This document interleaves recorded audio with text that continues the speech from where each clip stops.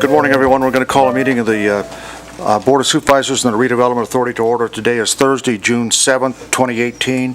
It is just 8:30 a.m. We're in the Community Center at the Sierra Room, also streaming on the internet and on public access TV if you have cable. Can we have a roll call for the record, please? Supervisor Ava? Here. Supervisor Bonkowski? Here. Supervisor Bagwell? Here. Supervisor Barrett? Here. Mayor Kroll? Here. Quorum is present. Thank you very much. Mark, could you lead us in the invocation today and get us started off, please? Thanks. Let's pray. Father, we thank you that we can gather together today and make important decisions for this great city of ours. I want to pray a blessing on our supervisors and our mayor. Lord, just give them wisdom, understanding, and the knowledge they need to make the right decisions as they lead us. Lord, I pray for our law enforcement and our firefighters. I pray that you keep them safe, Lord, and bless each of them. I want to pray for our city employees, Lord. Bless them for their service to us. And Lord, I pray for our city. Bless it and keep it moving forward. We pray this in the precious name of Jesus. Amen. Thank you, Mark. Dan Stuckey, would you lead us in the pledge, please? It's like, what do you want? I pledge allegiance to the flag of the United States of America and to the republic for which it stands, one nation, under God, indivisible, with liberty and justice for all. Thank you, Dan.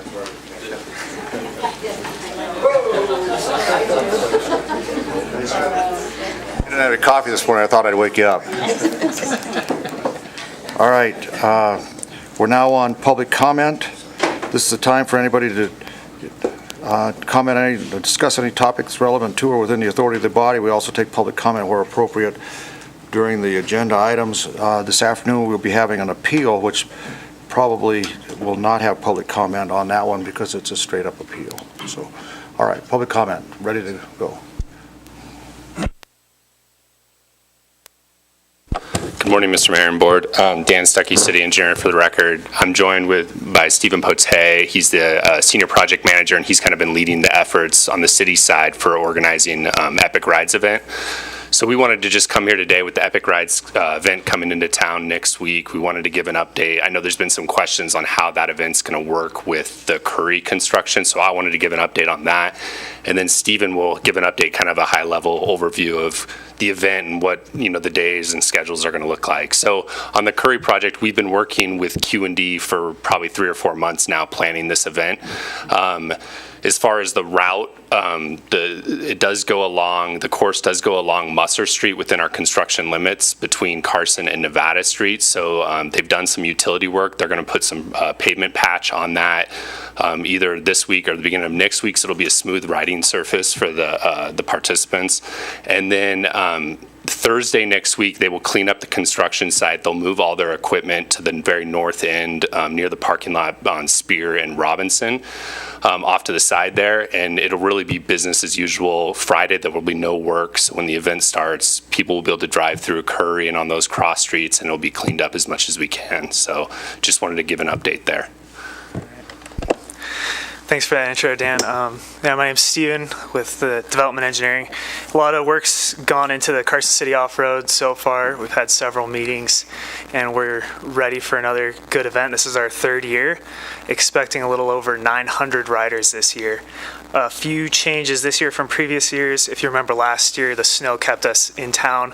We're getting back up into the mountains. This year we'll be able to go on the Flume Trail, which is new this year. And then also the crit course, which is the loop that the riders do in town, is just a block shorter, 1 block further from the governor's mansion. So a little bit less of an impact, but pretty much the same traffic control and everything going on with that. The event will be... The churches will be able to get in and out, right? Correct, yes. All right. So same traffic control as last year, where we really focused on opening up as many of those roads as possible. And we worked really closely with the churches, and I think we have a good traffic control plan going into that. The event will be Friday, Saturday, and Sunday of next week. Races on all 3 days. Saturday, there will also be several bands, including March 4th, The Leak and Desert Rhythm Project. Let's see, and also we have a public information meeting coming up actually tonight at 6 p.m.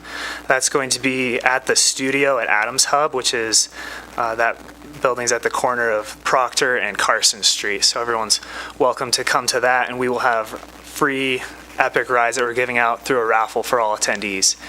And all of the information that we're giving out there will also be online on the website.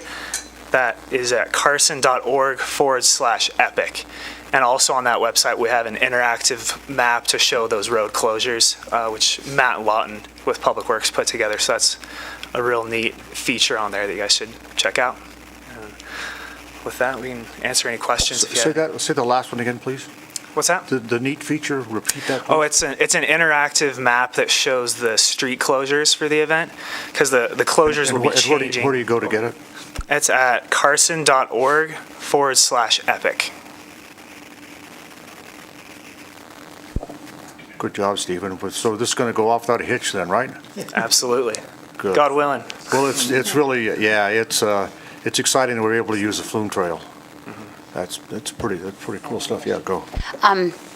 Is there going to be added security to make sure no bikes are taken this year? Yes, this year we're going to be having self-storage in the basement below City Hall, and the sheriff's office will have some volunteers watching that during the race hours, and then the gate will automatically close, and they also have their mobile command unit parked out there. So, Anything else? Anything? Thank you very much, both Dan and Stephen. Thank you very much. Okay. All right. Other public comment? Anybody? Come on. Good morning. Ollie, good morning. How are you? I'm great, thank you. Dave Good. Dolly, Carson City Assessor. On March 1st of this year, you were graciously signed a contract for us for our new CAMA system and our tax collection system, and I wanted to kind of give you just a little bit of an update on it. I didn't feel it was worth an actual board action, so I hope you don't mind me doing it now. Met with the representative who's actually out here every 2 weeks working with the counties and so forth. The deliverables, actually the first set of deliverables are supposed to be sent to the committee next month, July 2nd. So the committee will actually have 60 days in order to sign off on it. And then at that point it will be coming to us. So we will actually start getting our stuff by September. The program's just awesome. We're really excited about it. They are anticipating us going live April 1st, so that's even before our August 1st deadline that we had set in the contract. And then the Treasurer's Office is supposed to be going July 1st, and so we're just real tickled that it's progressing, moving forward very well. So wanted to let you know. Thank you, David. Thank you. That's a big change. I mean, it's big stuff. So, but that'll put us in good stead, hopefully, for a while. Ms. Engelman, good morning. How are you? Good morning. My allergies are acting up. Oh, well, that's what happens this time of year. Yes, it does. Before I say anything, Mr. Mayor, I'm getting older, I know, but it's really hard to hear you. How about now? That's better. I'll do it. Ask the people in the back row to raise their hands if they can hear you. Who doesn't wear hearing aids back there? All right. If you can't hear me, I'll speak up. All right. For the record, Andrea Engelman, Chair of the Utility Financial Oversight Committee. There was a little glitch in the City Manager's office, and I didn't make it on the agenda for item 11B, so I'm here to give that report. So I'm very glad to be here to give that report, to tell you the truth. In early May, Darren Schultz called me and said, we need to call a special meeting appropriately. He said, we've really got something good here. And so everybody rearranged their schedules and so forth, and we finally met on May 21st. 4 of the 5 made it. And there was a bond issue that had gone through in 2010 to pay for water from Minden, and the interest rate was really high, and it was really taking money out of the water fund. Darren and staff got in touch with the state refinancing group in 2016, and at that time they would not do anything with the bond. But they've come back, called Darren, and said, okay, we finally got EPA to agree to something to refinance that bond. So we met on the 21st. The report that we got, the presentation you will get later on this morning. And our committee was so enthused because this money that we're going to be saving by refinancing the bond will go towards completing the east-west line, which is something that's sort of been meandering along. Excuse me. This is exactly the kind of efficiency and smart use of the ratepayers' money that we have been watching for and looking for. And Public Works really deserves, and staff, a lot of credit for doing this. This is like refinancing your house, getting a better rate, and that roof you've always been patching, now you can replace the roof. And we'll see a real cost savings in about 2 years. The committee was equally enthused about the project, the east-west line being completed. This is such good news. These are the kind of efficiencies that I think you wanted us to look for when you appointed this committee, the Oversight Committee. So let me read you the motion we made. We unanimously and enthusiastically recommend that you approve the proposal to refinance the Series 2010A water bonds and issue up to $7 million in new bonds for construction of the east-west transmission line project. And the committee was just so pleased to do this. Well, thank you for your committee, and thank you for your comments. We always look for those efficiencies, and sometimes we don't realize what the efficiencies we get when we do refinance. I mean, we always ask up here who wants to save money on the refinance. I think you raise a good point, and your committee raised a good point that says, now with the funds that we save from the refinancing will allow us to finish off that east-west transmission line, which is, has been kind of meandering, but now it'll be a straight line up there or whatever. Okay, so.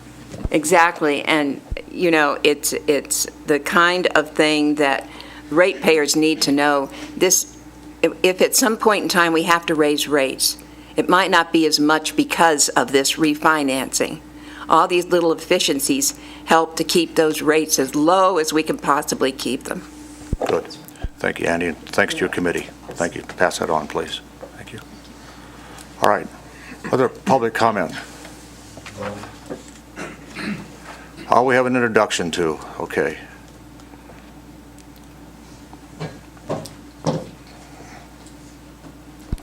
Good morning, Mr. Mayor and board members. I'm Ray Prophet. I'm the chief building official. Good morning, Ray. And good morning. I'm here today to introduce my replacement.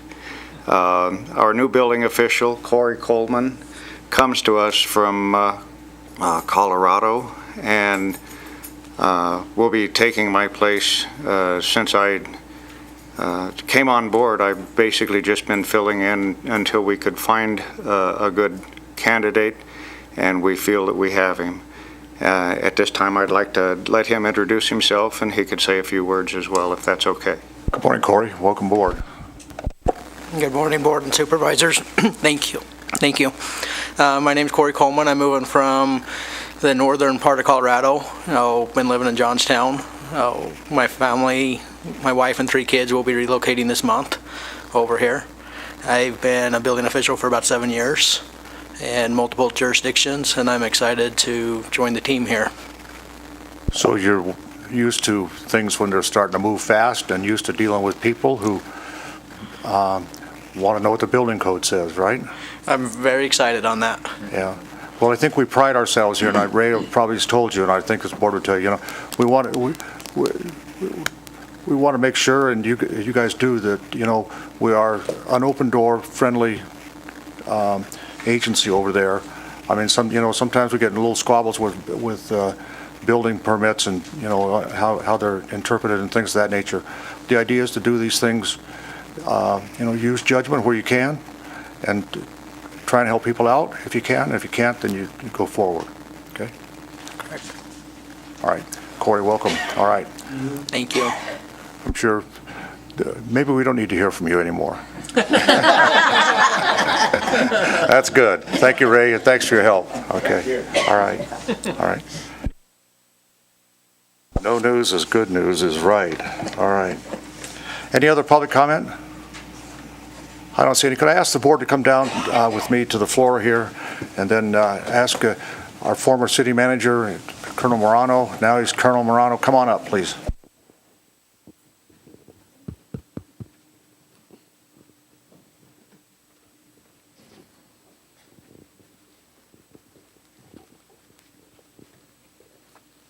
Come on up. How you doing this morning?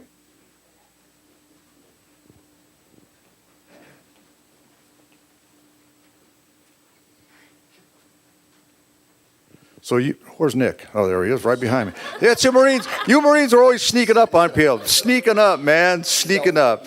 Well, you thought, you weren't, you're just going to walk out of here without anybody patting you on the back. But you have the board here in your community here. We want to give you a little something to put on your wall. It's a big thing, so that you remember that, you did big things in Carson City here. And I think I speak for all of us, in the last 4 years, Nick, you've done some wonderful things in moving Carson City forward. I mean, I can't name them all, but I'll just say, from the animal shelter to the multi-athletic center to downtown core, the urban core area, to the water. I always screw up on that wastewater. The wharf. Wharf. We got to change the name of the wharf, man. The sewer plant. The water line extension, which we're now going to be able to complete this morning, and a whole lot of other things. And I guess, what you brought to me is this idea of treating with, even though we represent a community, dealing with individuals one person at a time. If somebody's got a complaint, go talk to them, go see what's going on. Everybody has a voice in this community. And I can't tell how many times I've had people come up and tell me, we had a complaint. The next 2 minutes, I got the city manager out there, and if it's not the city manager, it's someone else rectifying or at least telling us what's going on.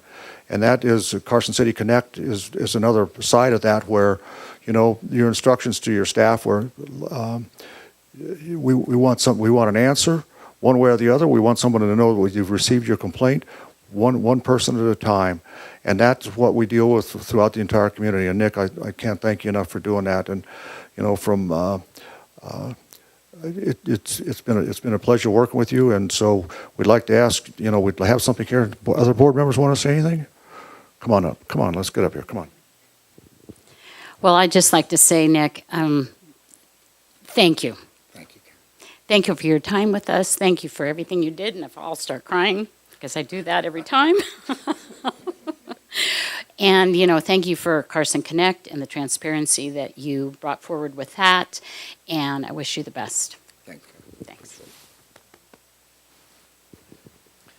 Nick, I want to thank you too. When you came on board here, one of the very first things you did was create public transparency, which is what you promised us. So we have online checkbook, Carson Connect, so that we have a voice for all of our citizens.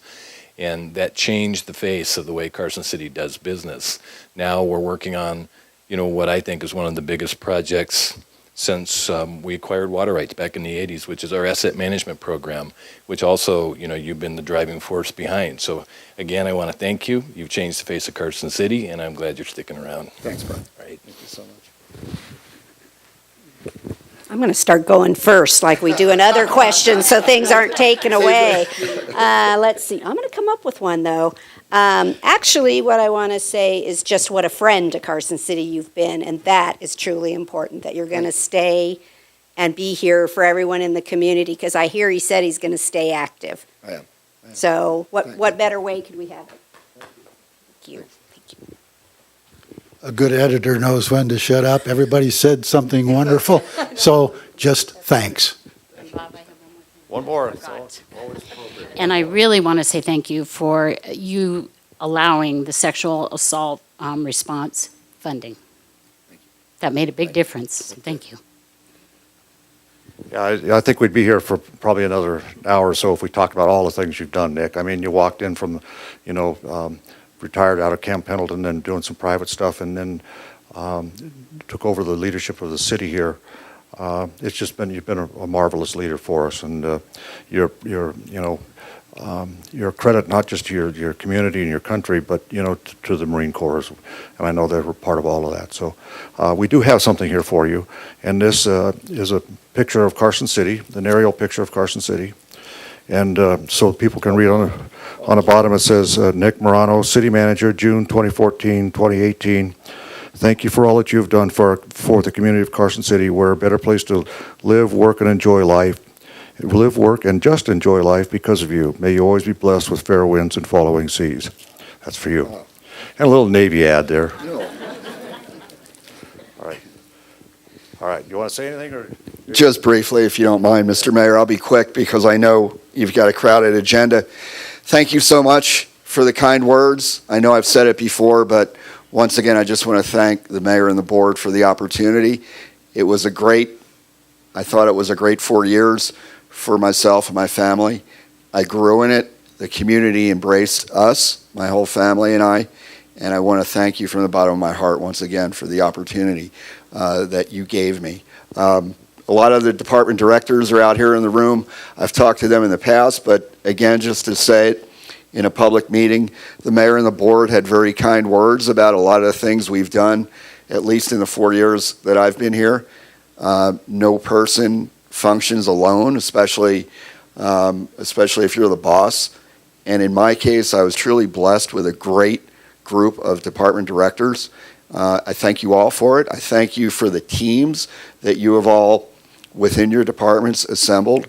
I think from a city government point of view, we're in great shape, not just from statistics, from revenues and things like that, but I think more importantly from the people side of it, city government is very strong. The mayor talked about changing the way that we deliver government services and changing perceptions one resident at a time. All of you truly embrace that, and I think the results do show for themselves, and I want to thank you all once again for the effort that you and all your people have put into it. I've never been more proud to be part of an organization than this one, and I look forward to staying friends with all of you for quite some time. For the new team, good luck. You guys look great. Looks totally different from that side of the room, but good luck, even though you don't need luck because each and every one of you have a lot of skill. Good luck, and I'll be watching. Thank you.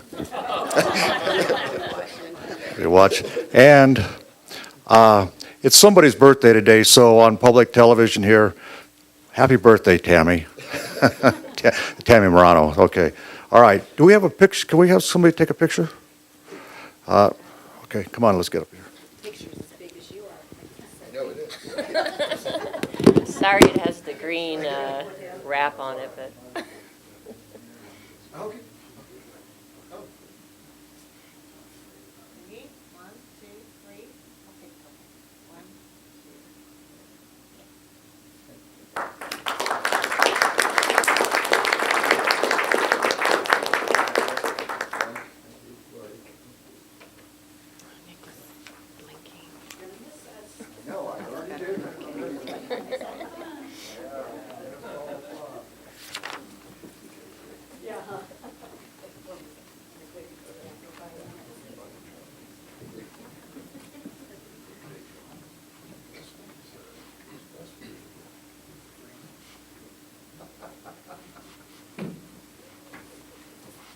All right, any other public comment? If not, we'll close public comment. We'll take up item 6. This is the possible approval of the minutes of May 3rd, 2018. Everybody had a chance to look at them? Motion's in order if you're ready to. I move to approve the minutes of, yeah. Okay. I have them on. You too.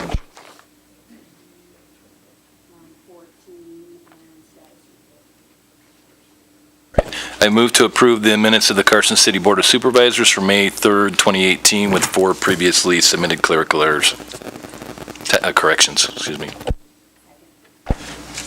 We got all the corrections? Okay. On the motion, all discussion, hearing none, all in favor signify by saying aye. Aye. Opposed, nay. Carried, unanimous. Okay, let's go to the agenda. I've been, staff has asked for me to pull item, let's see. Well, we're going to do that. 12B, that deals with compensation range for the public guardian. Before I pull that, I'd like to have the board's consent that that's what they want to do and not hear that one today. Is that the desire of the board? Yeah, I'd like to pull it. I'm okay with it. All right, so unless there's an objection, then we'll pull 12B. Let's then take up item, unless there's any further changes? Miss, No other changes? anybody? We'll pull them in a minute here. Let me get to that one. All right. Unless there's an objection, we will take the agenda as published with the exception of 12 Bravo. Okay, that's it, okay. Let's then now take up the consent agenda. And let me, before we do the consent agenda, just indicate that item 8B of the consent agenda relates to fees paid to the state engineer for Eagle Valley groundwater basin fees and fees of that nature. The state engineer reports to the Director of Conservation and Natural Resources with my son. My son has had nothing to do with this, and therefore I feel comfortable in voting on this matter. So with that disclosure in mind, we'll take up the consent agenda. I've been told that we want to pull items 9A, C, and D for individual discussion. Everybody got that? 9A, C, and D. Anything else to be pulled? Anybody? Any member of the public want anything pulled? Okay, I don't see anybody. So we'll entertain a motion to approve the consent agenda with the exceptions of items 9A, C, and D. I move to approve the consent agenda consisting of items 8A, 8B, and 9B. Second. Okay, on a motion discussion? Hearing none, all in favor signify by saying aye. Aye. Opposed, nay. Carried. Thank you. All right. Let's take up now item 9 alpha A. By the way, can everybody hear me back there? Am I Carol, you okay? wanna come? All right.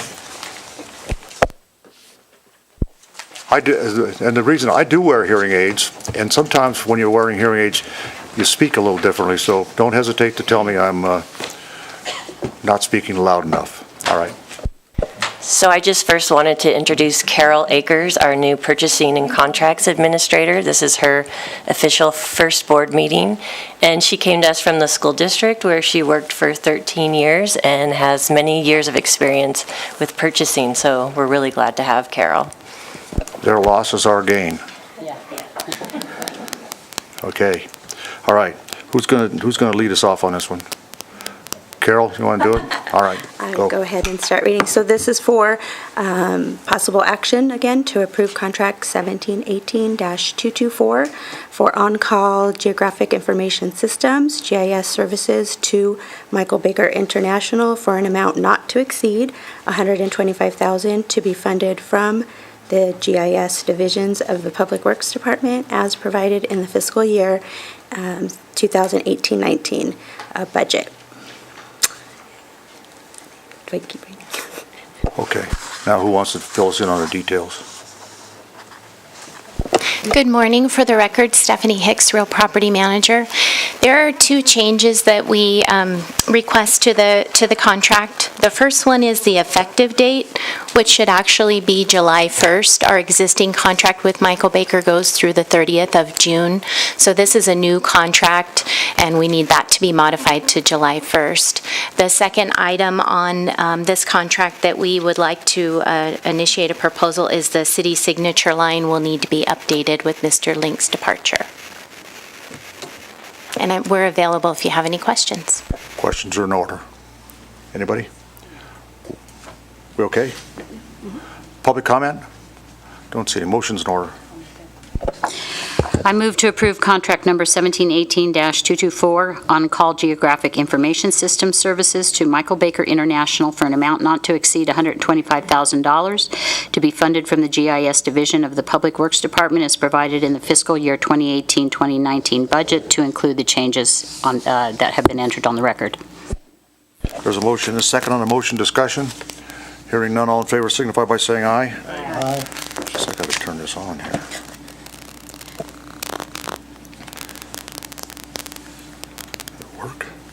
Just count me as aye right now, I'll see if it... All right. Let's take up item 9, Charlie. Apex grading.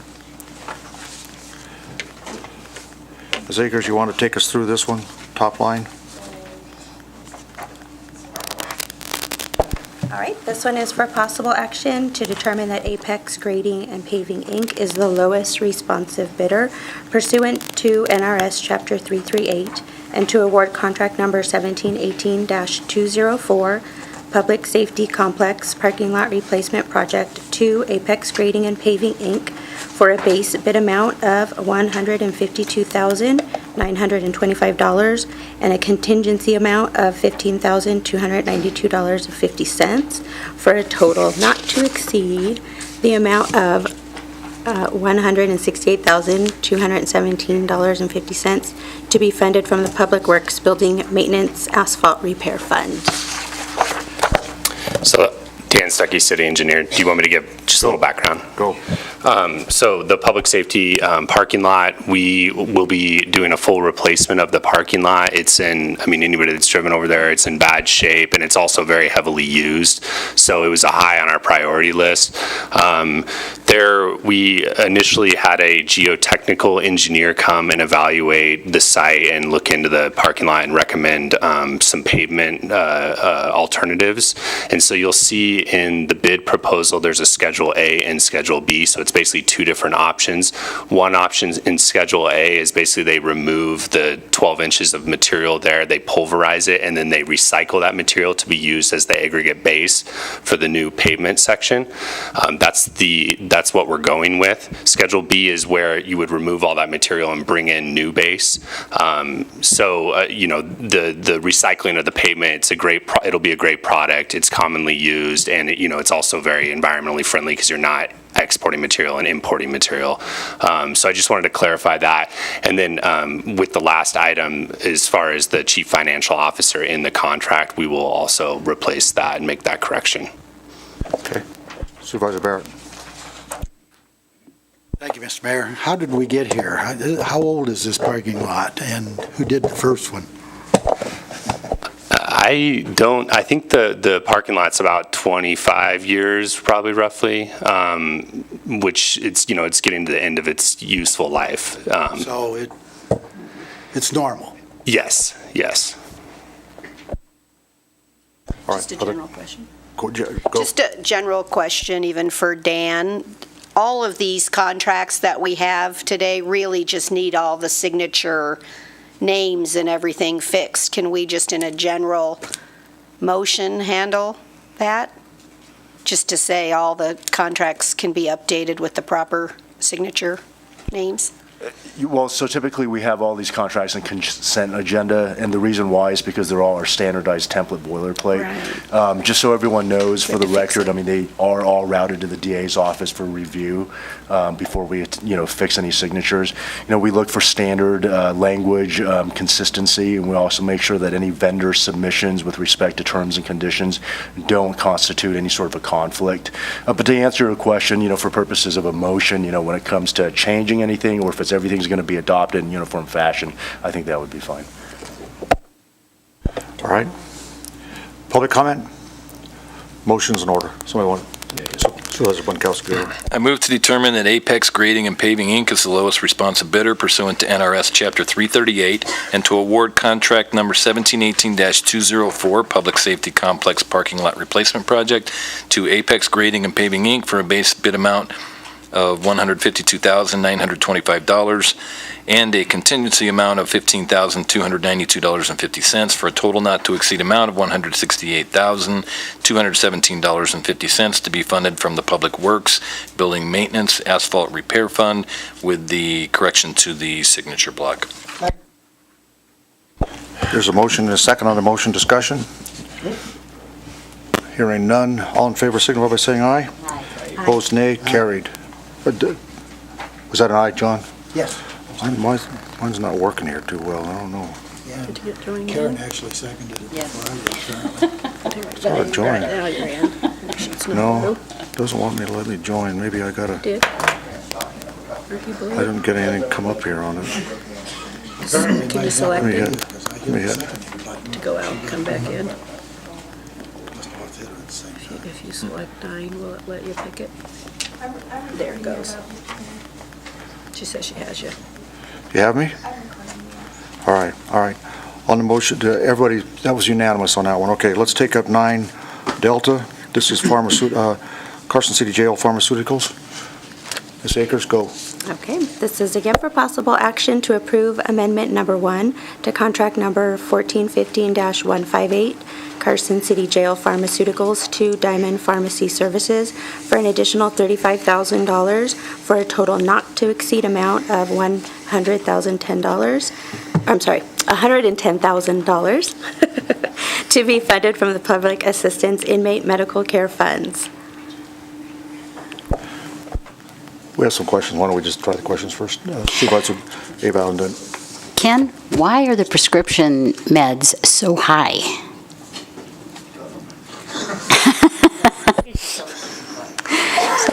Nikki Aker, Director of Carson City Health and Human Services. I looked at the last 3 years and what I have come up with, so the number of individuals that are receiving the meds have not increased. However, the number of meds per person has increased, and so that just tells me that we have individuals that have, more complex medical issues that require more medications. Another thing that I had noticed is the cost of medications has increased. Nikki, in your response to me in email, you said that we have adequate funding in the fiscal year 1920 budget. Do you know what that amount is? Is it what amount is budgeted in the next fiscal year? Nancy may be able to help us on that one. I wish I had my computer up right now. So the funds for these expenses come from the Supplemental Indigent Fund, and I believe there's generally around 20,000 in there, but it also comes from the Welfare Department of the General Fund, which I believe that's probably at least $1 million that has to be spent on, I don't know if it's $1 million. Do you think it's that much? Okay. And so that has to be spent on indigent care, and so that includes, so it can include like hospital costs, rest home for indigents, and so there's an amount, it's not a specific amount that's just budgeted for prescriptions, but there's enough in that general fund budget to cover this. So like Nancy said, there's, different categories of funding, and we look at these expenses and what has happened and adjust accordingly. So the Diamond Pharmacy contract, though, is just meds, right? I mean, it doesn't include kitchen supplies, domestic supplies, things like that. No, Diamond Pharmacy is just medications. That's what I thought. So in your response to me, said we had large increases in food, kitchen supplies, domestic supplies that go through the commissary. What is it that's going through the commissary that would be related to the Diamond Pharmacy contract? In the jail, they will order medications to keep on hand. So that would be like they order some antibiotics, insulin that they need on hand to take care of the inmates, and that's what goes through commissary. And then my final request would be, I know that you're looking into this to try to determine exactly where the money's going to. Can you please report back to the entire board once you get that answer?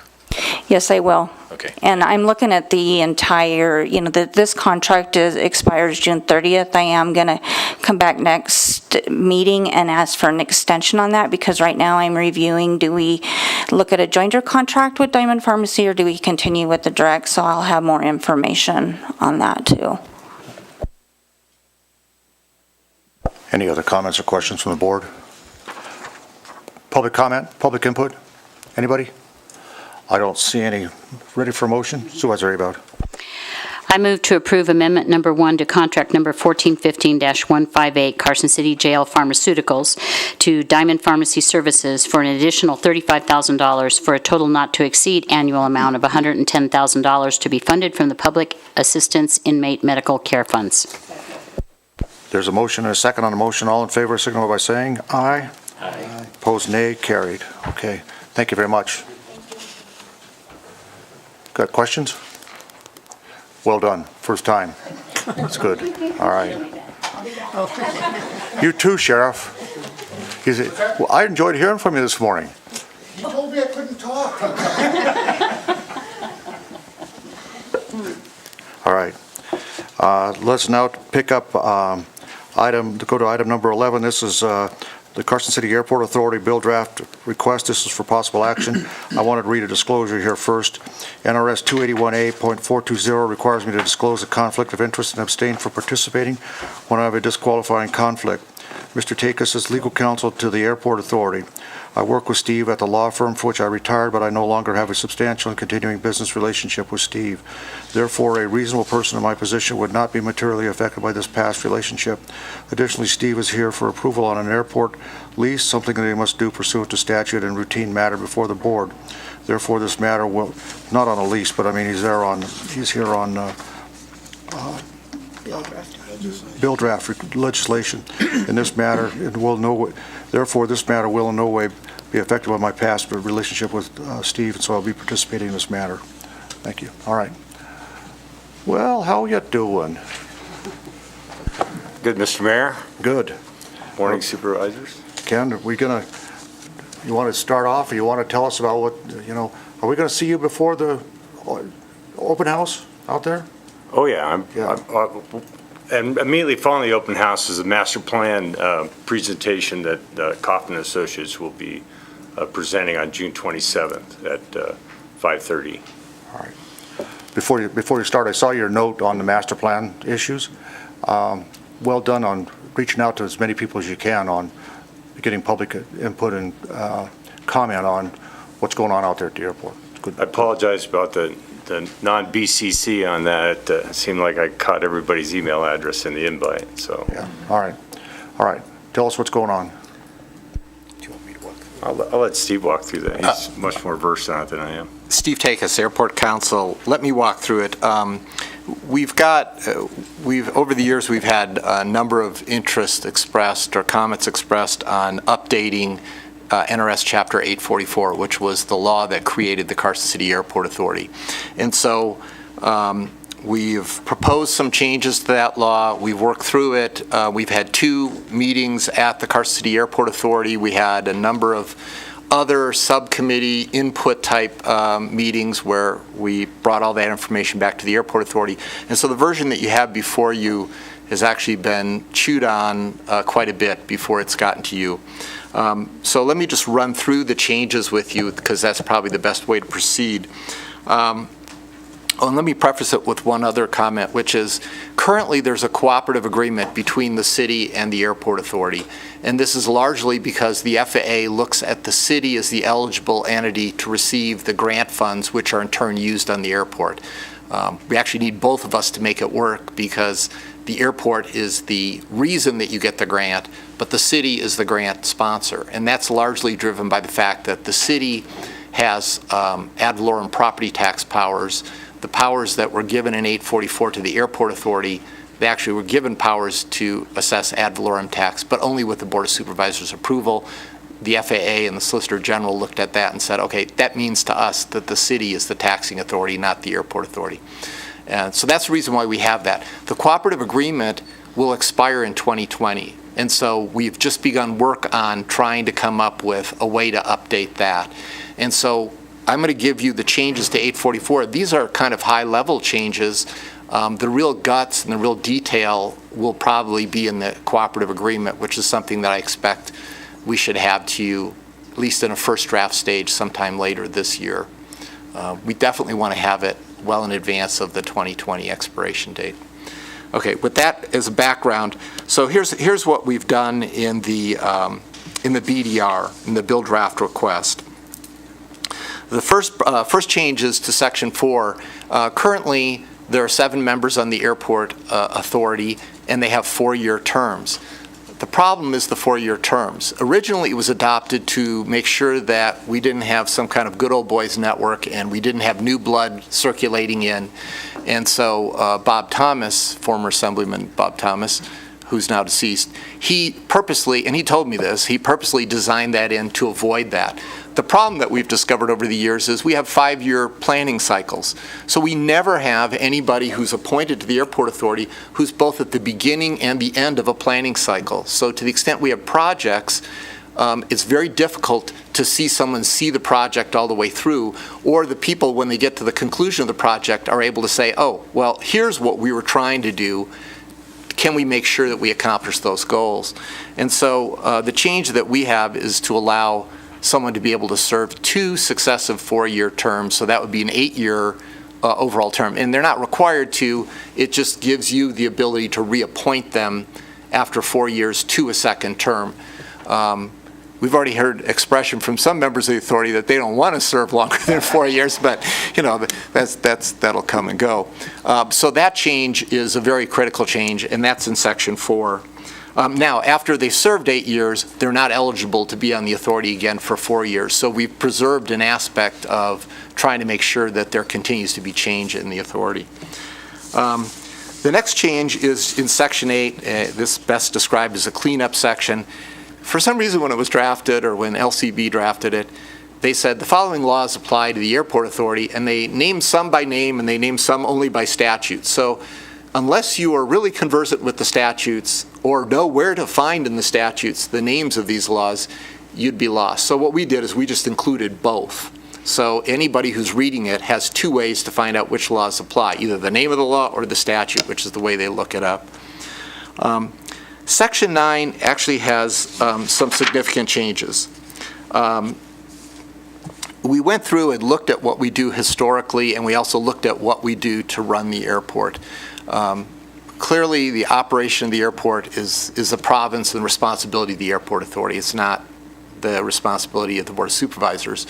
The way the law was set up, the airport authority is a separate subdivision of the state of Nevada. We're not your board or commission that you've created and appointed, but you have an important role. Your first important role is you appoint the members. The second important role is you own the underlying real estate, the land, and so anything that has to do with the land, or at least anything that would make sense for you to have to deal with the land, should still be in your province. So what we did in Section 9 on powers is we made a number of changes to make it clear that when we're out buying equipment or supplies or other kinds of items of personal property, those are things that the airport authority does and don't require approval of the Board of Supervisors. Candidly, you know, I've been involved with the airport authority since it was formed in 1989, and I can't remember a single time that we actually came to the Board of Supervisors with a request for approval of personal property. However, that's what the law appears to say. And so we're cleaning that up to resync with what we think is a more sensible approach, which is we'll deal with buying our supplies and our equipment.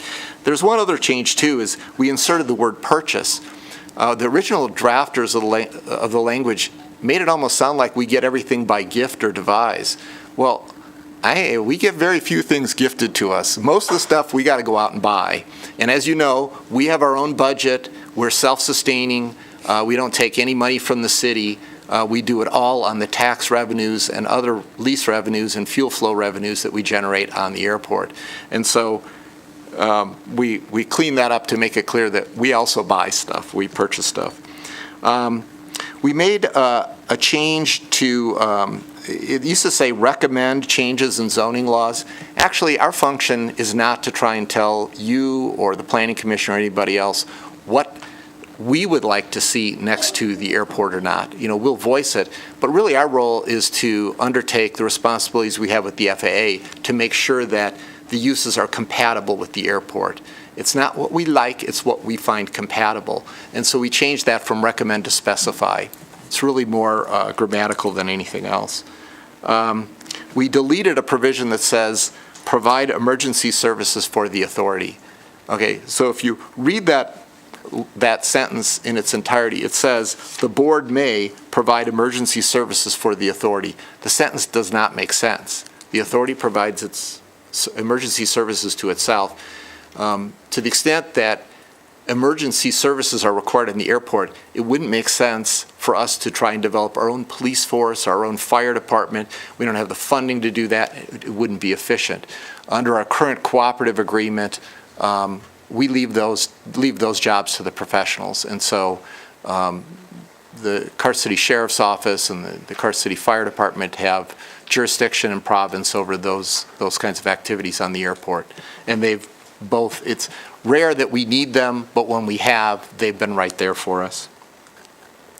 And then there was a provision on contracting that made reference to contracting with people who transport passengers or cargo by air. I did a bunch of research on that, thinking there must be like some special significance to why they included it, because the sentence otherwise says we can contract with people to provide services, which makes sense. Why would they add in including this? And I was not able to find anything. I suspect that when this was originally drafted, the original drafters were thinking, okay, well, maybe at some point the airport authority will contract with someone to bring in scheduled air service or something like that. If that were factually possible, which it really isn't, and it's probably never going to be practical at the Carson City Airport, you wouldn't need this extra language to do it anyway. So we deleted that language. Oh, and then it says any contract between the airport authority and a fixed base operator must be submitted to the Board of Supervisors for approval. We make arrangements with the fixed base operators, which are the businesses that do aviation-related business on the airport, every day. And it wouldn't make sense for us to bring those contracts back to you. To the extent there are leases or land types of things, that makes a little bit more sense because you are the underlying landowner. However, we've also, the way we've changed this language, we've left the leasing to us, but we've made sure that if there's ever a situation where we are acquiring land or disposing of land, those kinds of matters would have to come before the Board of Supervisors because it's really your land, not really our land. Okay, then jumping ahead, that section really has the most guts in it. Jumping ahead, on section 23, there was a provision that says that our employees are eligible for PERS. We went ahead and just put in an option. It is an option not for the authority, but for the employee to choose something else if it makes sense. When we went in this last round of hiring for airport managers, we had several candidates that were former federal employees who really didn't want the health plan or other items that we offer because they're not as good as what they already have as a retired federal employee. So this just creates an option. And the option, again, is in the employee because we want to make sure that we don't exclude people to work for us because we're trying to force some kind of benefit on them that's not as good as what they have.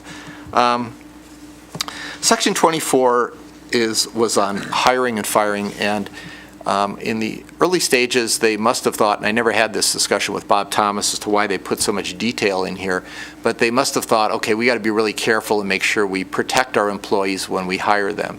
And so they built a number of protections in it. When we compared them to the current federal requirements and a lot of common sense, we found that these sections don't even match up. Some of them are inconsistent with the federal guarantees. And so we started tinkering with them, trying to change them. We tinkered even with things like probationary periods. And we finally said, this is kind of insane. We have 2 employees. We don't have a whole series of employees. So what we did is we essentially gutted that area and left it to whatever the existing law is on hiring. But we added in a provision to make sure that there is a review process for any kind of employee disciplinary action because we think that's important. And so we added that in. Section 26 was a section that was added or put in the law that involved the transfer of the original equipment and other responsibilities from the city to the airport authority in 1989. Well, all of those things have been done, and what we had done back in 1989, what the Airport Authority and the city did was enter into a cooperative agreement. We've also satisfied most of the things in the cooperative agreement. However, we still have a close working relationship, and we'll always have a working relationship. So we replaced all the stuff that was done with a fairly simple statement that says at any time we can enter into a cooperative agreement for the sharing of resources, obligations, and other matters between the two entities. And it's my full expectation, well, I would expect there will always be a cooperative agreement, because I don't think it's reasonable to believe, and I could be wrong, but I don't think it's reasonable to believe that that it would make sense or that the Airport Authority would be equipped to separately assess ad valorem taxes, which is what it would take with the FAA to actually separate the two entities, the city and the Airport Authority. Section 28 said that until we could get our own lawyer, the DA would represent us. That's all fine and good. The Airport Authority has their own lawyer, unfortunately. It's me. And but someday it'll change to somebody else. But the language of the law didn't say, and if you don't have one at any one time, you can go back to the DA. That might have been nice. But it just said that this was kind of a bridge to getting their own legal services. And so we don't think that section should appear anymore. It doesn't really make any sense. It doesn't have any value going forward. And then the very last change is Section 29. We just clarified the language so that we ensure that there are staggered terms for the Airport Authority members. Over the years, we've had people who didn't serve their full term. They moved out of the area. And in some of those times, we would come back to the Board of Supervisors for appointment, and the Board of Supervisors would appoint somebody for a new 4-year term that began in the middle of somebody else's term. Now, we've since cleaned that up. And so now all the appointees are on the right cycles from the original anniversary dates so that they're staggered. But we think that's really important to keep it, because a bad situation would be having 7 members on the board and 6 of them expiring at the same time, and having one, or worse, having all 7 expire at one time, and you'd have no continuity. So that is a summary, and both Mr. Moen, the airport manager, and I are here to answer any questions you have. And what we're looking for, just so that it's clear, is we're looking for your support. We don't really want to go to the legislature with legislation if we don't have the city support. This is something where we need to be together. That's what I got. We do have some questions. Supervisor Bonkowski. Not a question, just a reminder that if you're deleting Section 28 in its entirety, Section 29 will now become Section 28. Other than that, I think the cleanup language is great. Supervisor Barrett. Thank you. As the representative from this board on the Airport Authority, I'm relatively familiar with all of this. I would ask that our airport council give me a greater insight into the change from the word recommend to specify. I think it's actually more than grammatical, isn't it, in your presentation? Yeah, it's, I mean, if it was just purely grammatical, we probably wouldn't have made it. But the idea here is there are things that people on the Airport Authority may like or not like near them. I don't think that should be part of the formula. The formula, when you're doing planning and zoning around the airport, should be what is or is not compatible with the FAA regulations. Our FAA funding, which is a significant funding source for the airport, comes to us each year when we get a grant with a set of assurances. And those are assurances that are given both by the city and the Airport Authority that we will spend the money wisely, and it's got a whole list of things, be non-discriminatory in our hiring and things like that. But one of the items is that we will also maintain compatible land use zoning around the airport. And so we kind of see the Airport Authority's function as, okay, we're the ones who know what the compatible uses are. We're the ones who are working with the FAA all the time. We're the ones who should specify those elements. And so that's the logic for it. If it's conveying some other meaning, please give us the feedback, because that's what I understood we were trying to obtain. I just brought that up because I want this board to be aware that all of that, plus the fact that we still are the zoning outside the airport, so it doesn't infringe on us, but we should be aware of what we're doing.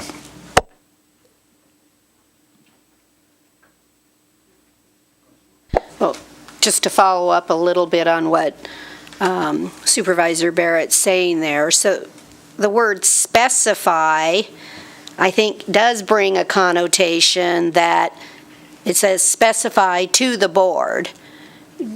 That does not, though, change any of the zoning rules. That means we can't ignore you.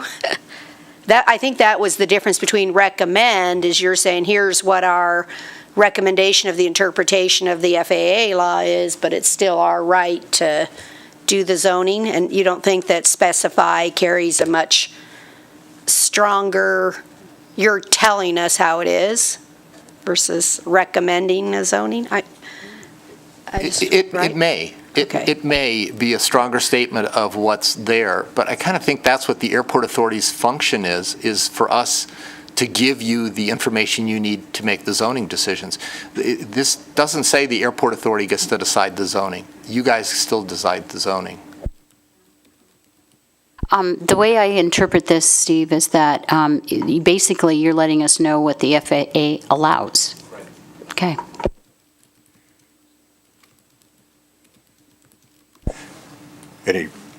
Any other? While I've got you there, pull up section 26. I'm there. Subsection 2. Yep. Why wouldn't it make sense to keep subsection 2B and D in place? Because I think the city has already transferred to the airport all of the items the city was holding for the airport. They had a crack sealer and some other equipment. They had a bank account with about $80,000 in it. Doesn't this provide a historical basis for that transfer? Legal historical basis? It does, but I'm not following why that would be important to keep, and you clearly have an idea in your mind, so please share it. Well, the idea is, it just occurs to me that, those two things go towards how the authority got its assets in the first place, and also provides the groundwork for why the city did what it did back in 1990. And all I'm saying is, I agree that, there's that the city made a board decision to do that. I'm just wondering whether or not, from a historical standpoint, it doesn't make sense to leave at least those two items in there, because they give the justification for the asset holding of the authority even today. I mean, it's historical, I grant you, but I'd take a look at that. Yeah, no, and that's, yeah, I don't think there's any harm at all in leaving those provisions. And so you're talking about 2B and C and D? And I think the same applies to D. Yeah. Well, I think maybe B, C, and D. Yeah, I mean, yeah, that's fine. I mean, it's just from a standpoint of, how do you say it, legislative background, I think. But, it's not the end of the day if you delete it either. I don't think there would be any pushback from the airport authority on keeping that in.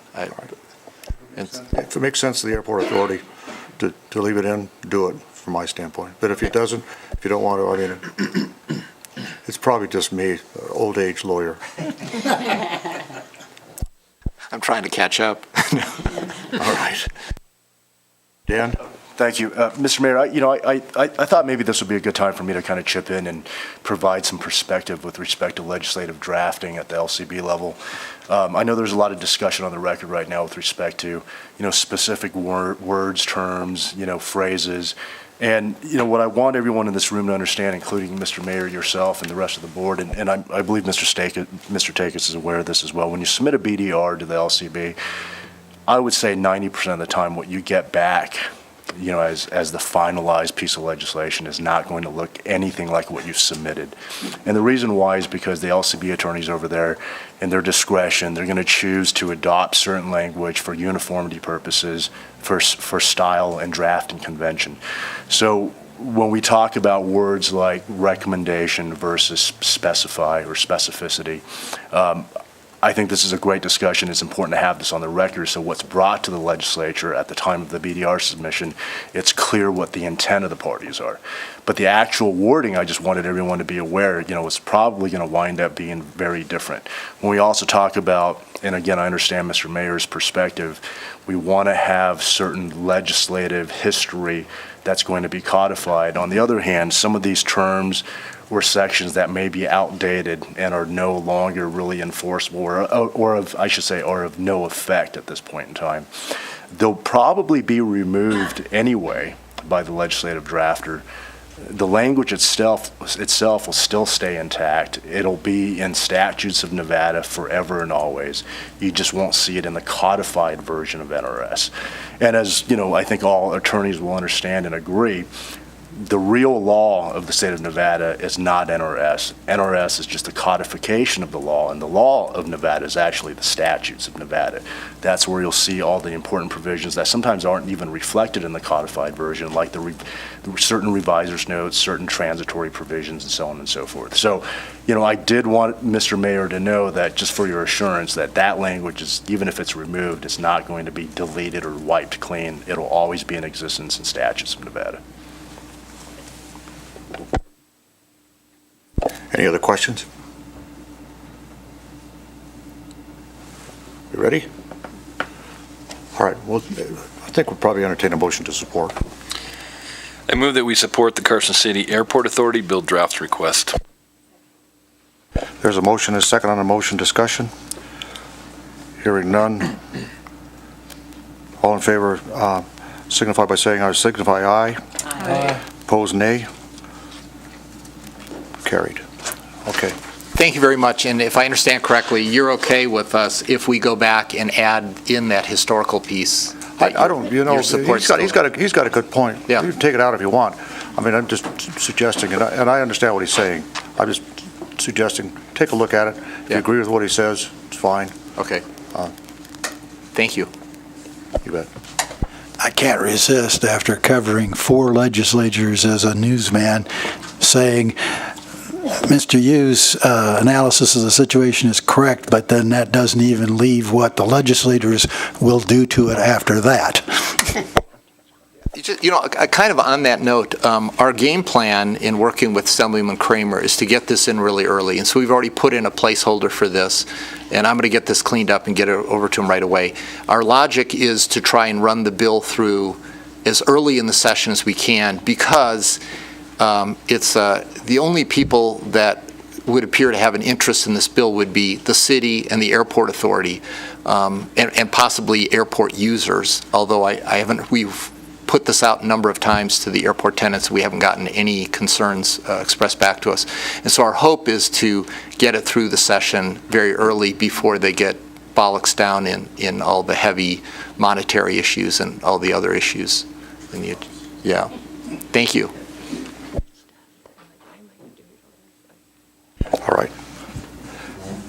All right, let's see, where are we now?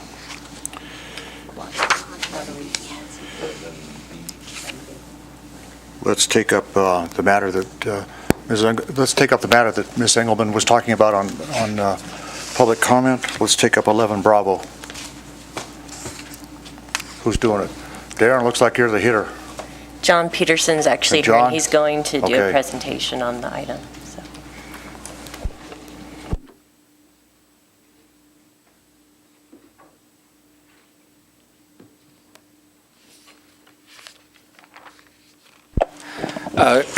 Good morning, members of the board. For the record, John Peterson with J&A Consulting Group. First, want to start off by thanking Ms. Engelman for her kind words earlier this morning, and echo her sentiment earlier that this is akin to refinancing your home and using the savings to make some much needed improvements.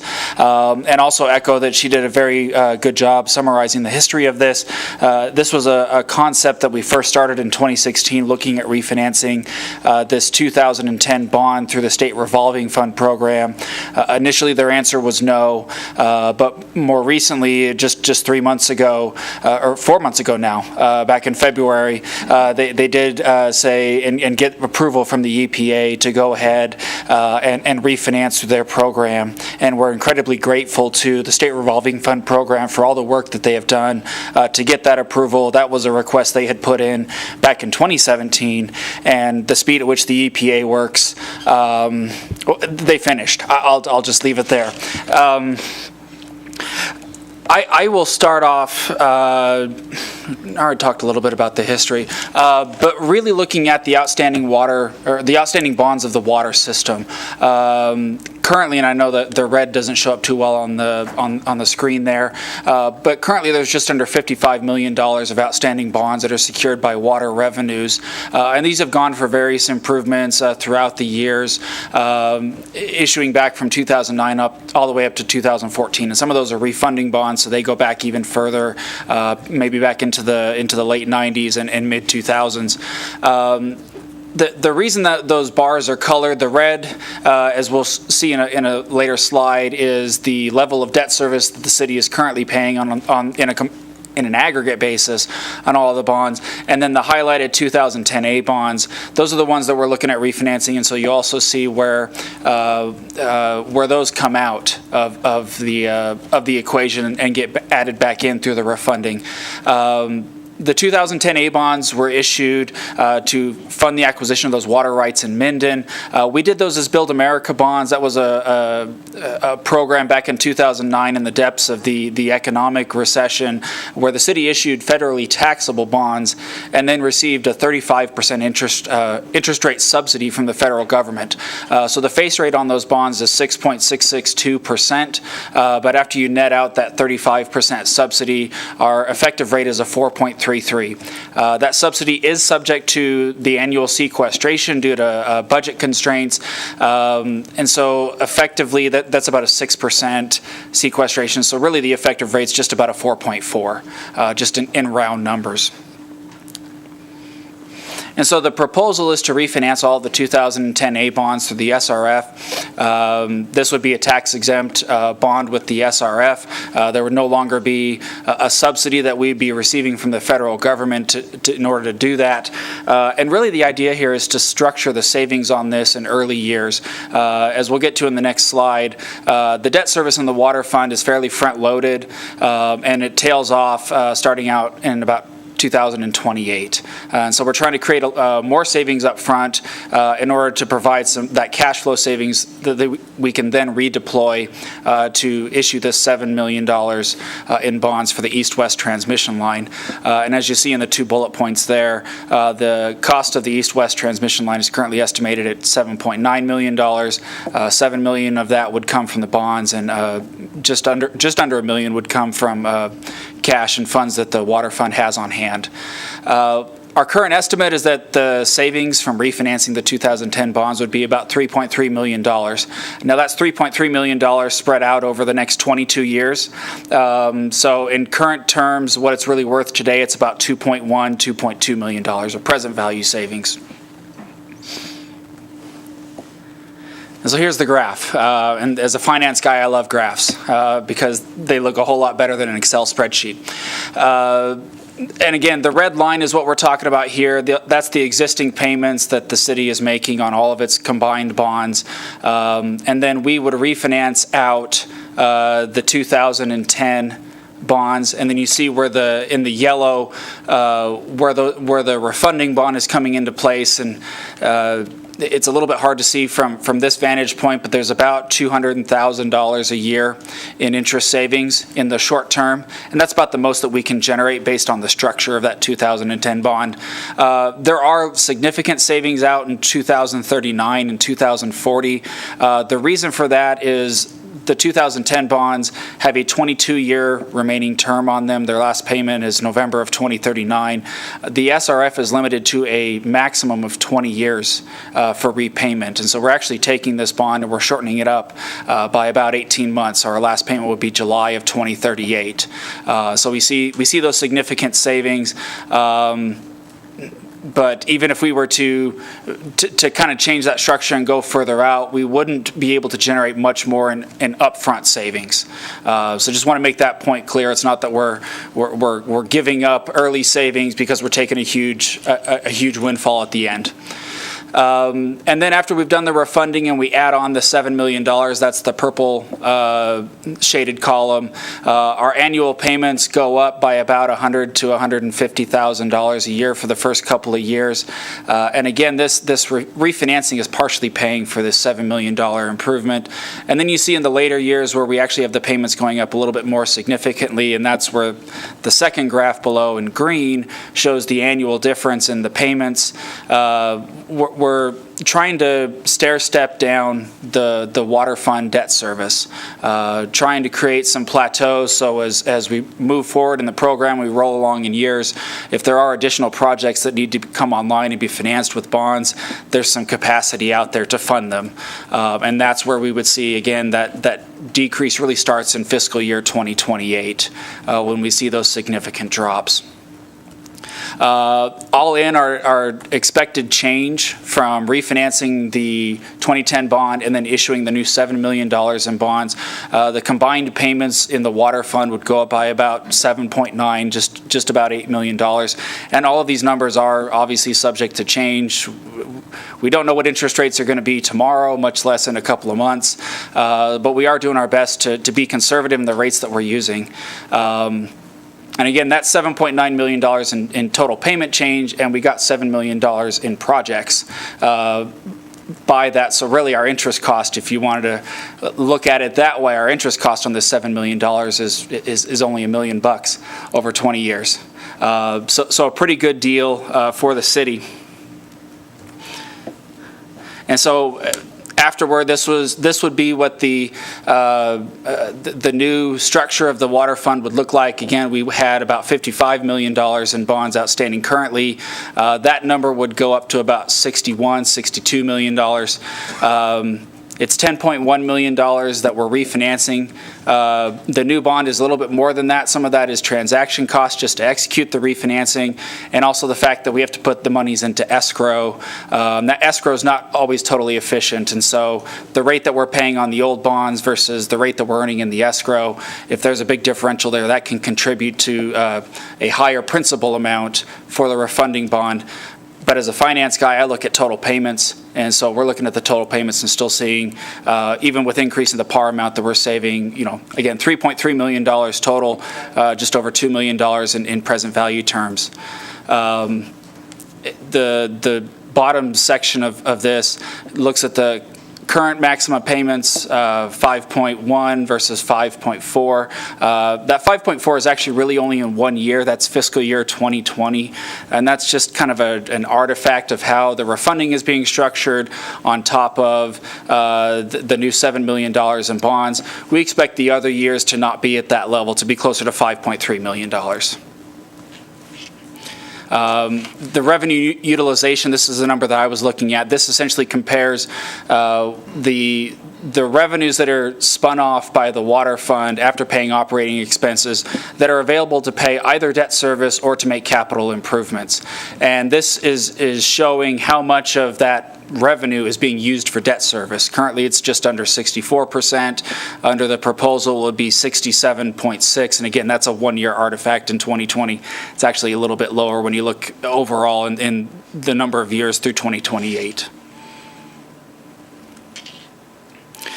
And so what are the benefits? I mean, why do this refunding? Again, savings $3.3 million, present value is about $2.1 million. The other point I'd like to make is that if we were not to use the state revolving fund, if we were to go out and do a normal, or what I would call a traditional bond program like what we did recently for the stormwater improvements, the $4.8 million that was done earlier this year, interest rates in the public capital markets are not as advantageous as they are with the SRF. The SRF is a subsidized program, so they there's a rate that's published every week in a bond buying journal. The SRF charges us 62.5%. So currently that rate is at 2.36%. Market rate on something of a similar tenor would be closer to 4%, given the city's credit ratings and just market conditions today. So a huge assist from the SRF by being able to go through them.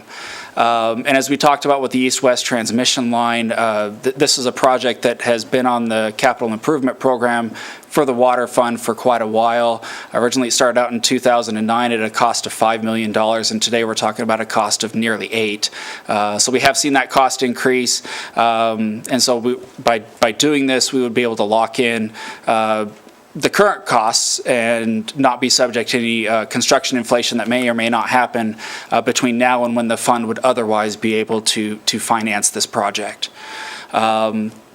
You still have about $2.5 million in annual capacity to do other critical infrastructure needs in the water fund. That's money that's not being used to pay bonded debt service. And I think Darren, when we discussed with the Utility Finance Oversight Committee, recognized and said that obviously there is an upfront cost. We are essentially increasing costs in the water fund by a couple $100,000 for the next couple of years, but it's a trade-off that the water fund is willing to make in order to get this project moved forward and connected. My last comment is that our next likely opportunity to refinance in the water fund for interest savings will come in 2022. We have a 2012 bond that would be callable then, and so we would look at refinancing at that point those 2012 bonds. And so depending on how that would go, that may provide us, again, some cash flow savings in order to look at, again, decreasing the need for the water fund to cover these debt service charges. And I'm going really fast, so if there are questions, please feel free to let me know. And so the timing here is one, we're here at the board today and are looking for feedback and whether or not the city should go forward with this plan to refinance through the SRF. In terms of timing, we anticipate that the refinancing would be complete by mid-August of this year. We would need to bring back a bond ordinance to the Board of Supervisors for approval. Based on our current expectations, we would bring that back at the meetings in July for first reading and introduction, and then for approval at the meeting on the 19th. Also in July, we would bring back the first steps to issue the new $7 million in bonds. What I'll say is that in order to refinance bonds, the process is much shorter than it is to issue bonds that for projects that have not yet been built. And so for general obligation bonds that are secured by water revenues, we have to go through a 90-day waiting period. There are various publications and public hearings that the city needs to have. And really, we have to receive approval from the Debt Management Commission. That meeting's in August. Really, those bonds would not be ready to be issued until January of 2019, just based on how the calendar works out. Obviously, that's a huge difference between refinancing in August and issuing bonds in January of 2019. But we think that the risk is manageable. I do not foresee an event occurring where we would not be able to issue those bonds in January, absent some sort of global calamity. I mean, even in 2008, 2009, when the economy was spiraling out of control, there was still the ability to issue bonds. Now, the rates weren't attractive. They weren't great, but we could get it done. If something did happen, obviously, we would reach out to SRF and explain, here's our situation. Here's what we are trying to do. And SRF has been very accommodating with us so far, so we would anticipate that they would be accommodating going forward. But that is kind of the one issue that I know there were several questions from Supervisor Bonkowski about that we will keep an eye on as we move forward, assuming approval, in order to make sure that this works out for the city. And again, just a calendar of just the events I was talking about. We would anticipate construction on the east-west transmission line would start in 2019. And And again, interest rates on the new bonds would be locked in tentatively second week of January. I mean, these things are always flexible when you're talking about 8 months in the future. And I'll stop there. That's the end of my presentation and see if there are additional questions or comments. So, John, obviously, first I want to say I fully support what we're trying to do here with the refunding and issuing the new bonds and finishing the East-West transmission line. My concern is risk mitigation on both bond issuances. I know we kind of went back and forth in email, and the concern is that the rates may tick up on the refunding, but the timing between the two issuances, since we have to use the savings on another water project, my concern is that if the rates on the new issuance were to significantly rise because of some global calamity, then it may not make financial sense for us anymore to do that funding, and we would just postpone the completion of the east-west transmission line. What then happens to the savings? We would have to use it on another water project, meaning we would have to try to prioritize which project it should go to. That's the piece that I'm not clear on. So my concern is, or my question is there any way to try to bring the timing between those two bond issuances a little closer so we have a little more level of assurance of what rates are going to be and January. Right.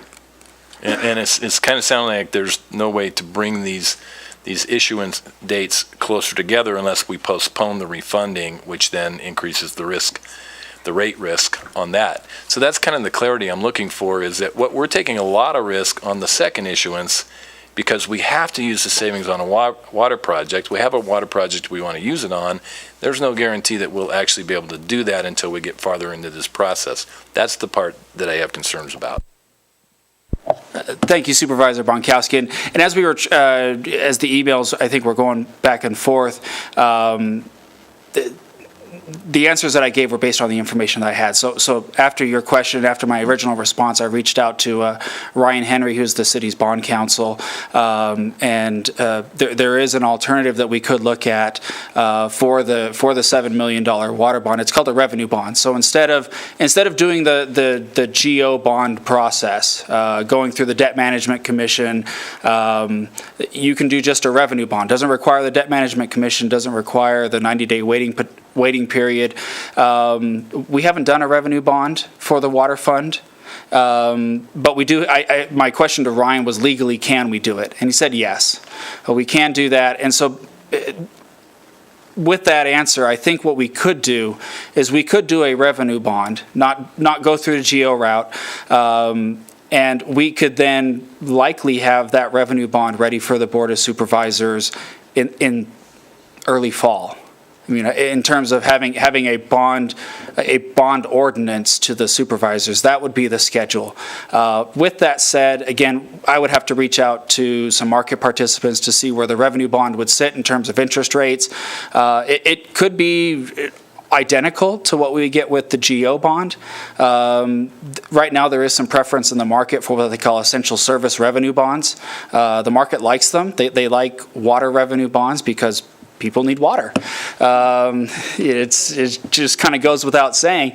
So I would need to look at some market sources and get some more information on that. But that could be an alternative that we bring back.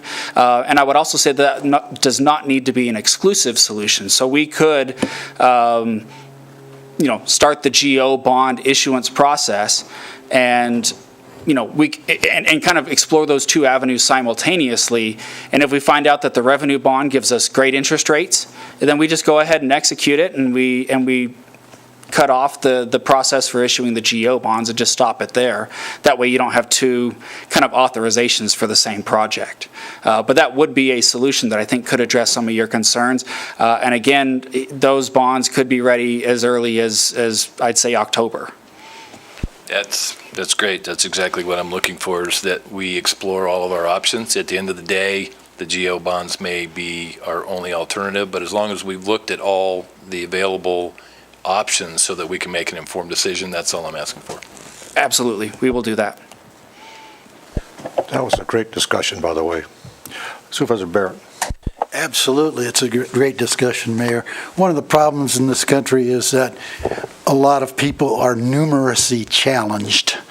The people in this room aren't particularly included in that.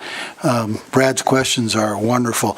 I really was pleased to hear you credit Andy Engelman for her analogy that this is like refinancing your home and then doing your roof.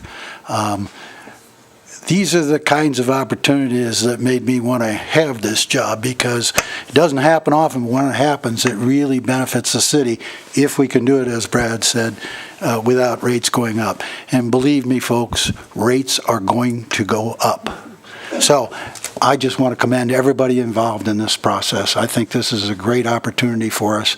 And it's not just the savings, although the savings are important. We have to do that east-west line, as you said. People need water.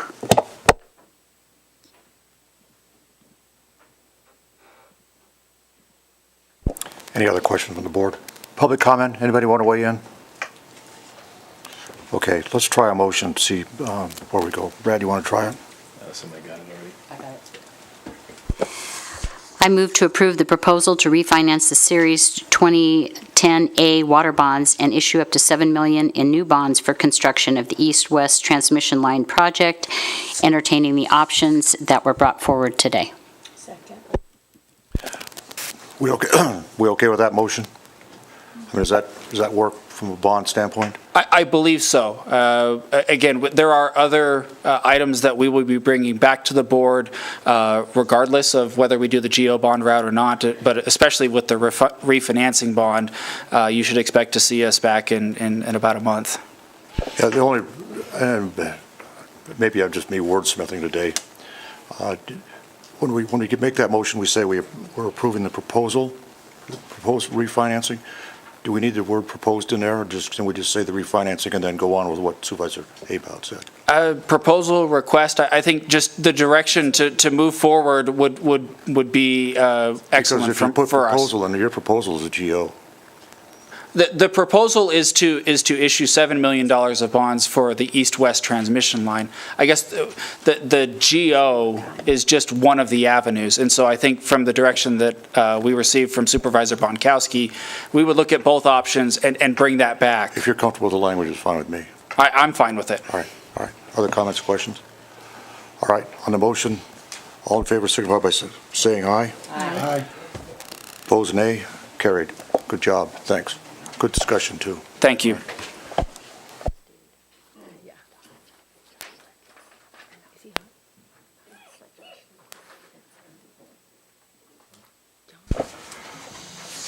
All right, let's take up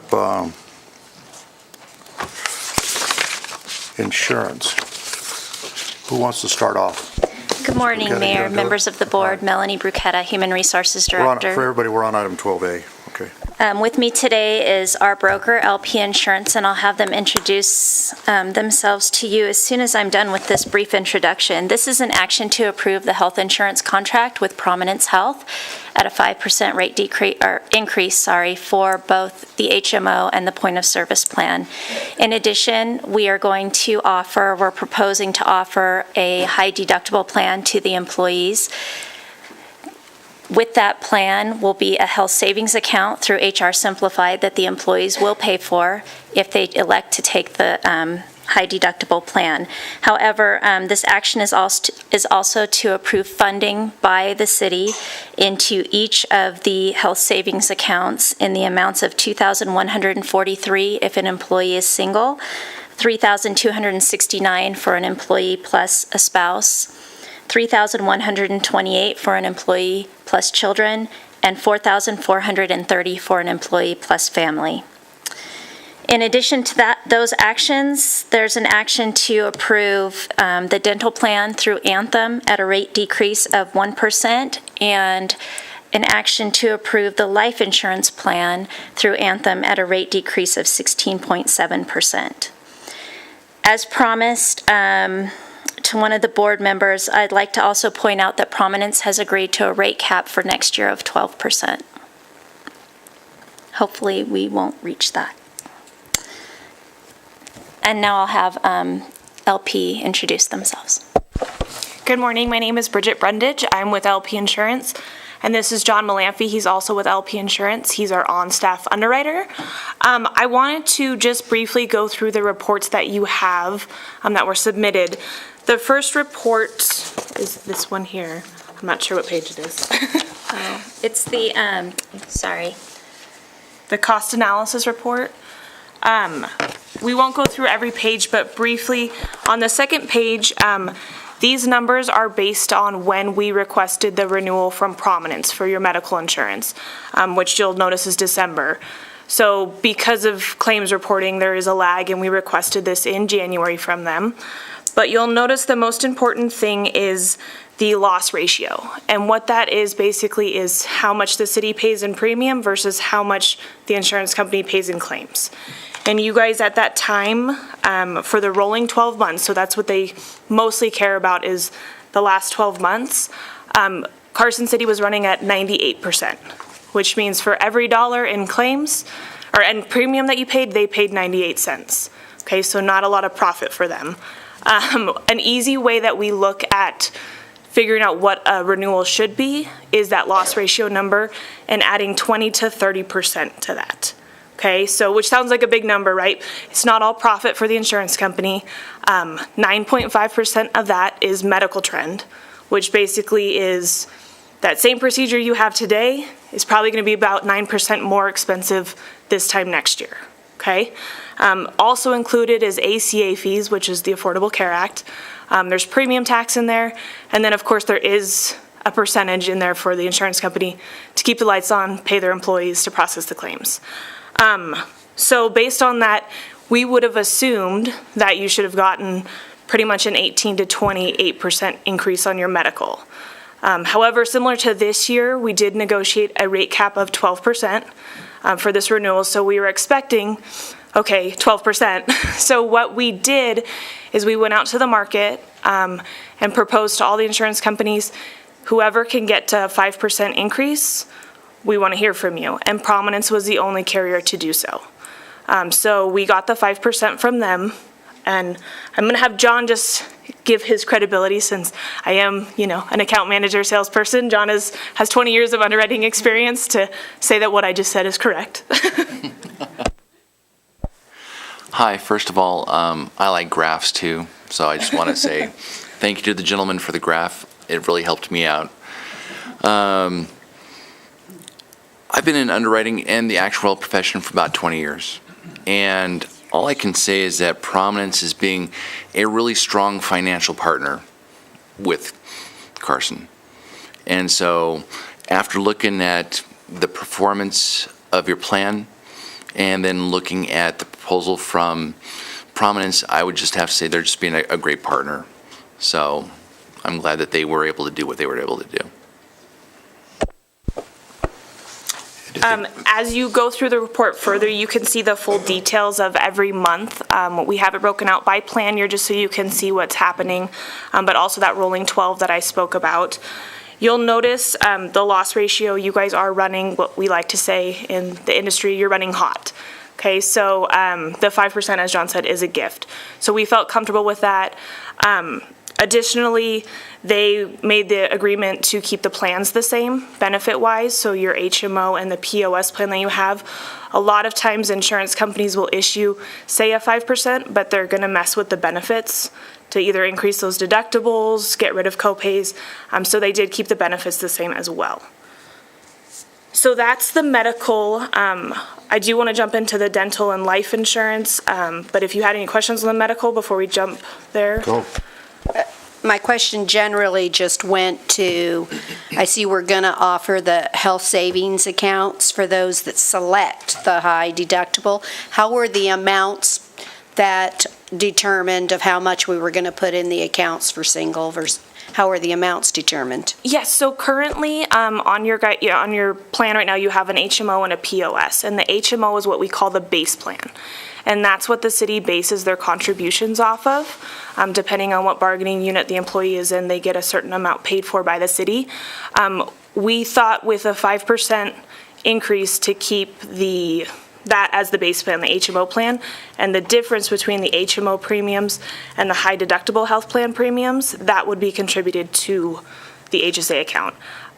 It was discussed with finance, so if you have any more specific questions on that, we might want to loop in Nancy, but if not, that was the thought.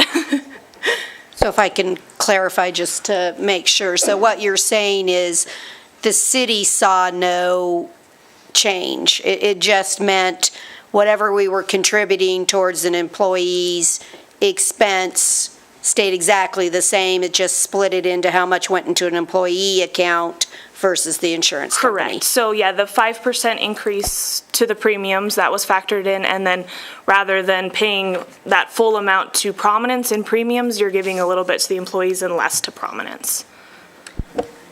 There's a little caveat to that, though, and that is those employees who are CCA employees and fire employees and sheriff's employees receive a higher subsidy for their dependents, and the subsidy amount that was used was the 50% that the unclassified employees receive. So if the CCA employees or the fire or sheriff's employees elect the HSA and they have dependents on the plan, you would see a small savings. Thank you, Mr. Mayor. As you can tell, the supervisor to my right always asks the specific questions, and I'm generally the generalist. My question, and I don't want to look a gift horse in the mouth, is what you're telling me is that Prominence is being very nice to us. My question is, why? That's a very good question. Typically, insurance companies like to, as John said, create a partnership with their clients. You guys have been with them for probably almost 8 years now, I think. Longer than that. So, yeah, so it's been a very good partnership. There have been years where they have made money off of you, and there have been years where you guys have won, and basically they paid a ton more in claims than they received in premiums. But over the course of the relationship that they've had with you, it's been beneficial for them, and I think it's been beneficial for your employees as well. So it happens sometimes, especially you guys are a big employer here in Nevada, so it does, it puts a feather in their cap as well to keep you as a client. Market share. Market share, and HR does work very hard with its vendors to create those cooperative working relationships. Good for you, Melanie. You always take credit. When I deserve it, I do. Yes, sir. All right, any other questions to the board? Okay, perfect. If there's no more questions on the medical, I just want to briefly talk about the dental. There is a report in there, your dental loss ratio, so same thing as the medical claims versus premium, you were running at an 86%. Currently, Standard is the insurance carrier who does your dental, and their best and final that they were going to give you was a 9%. So we went out to the market. Anthem came in at a -1. There were 3 other carriers that were lower than the -1, between -3% and basically a flat.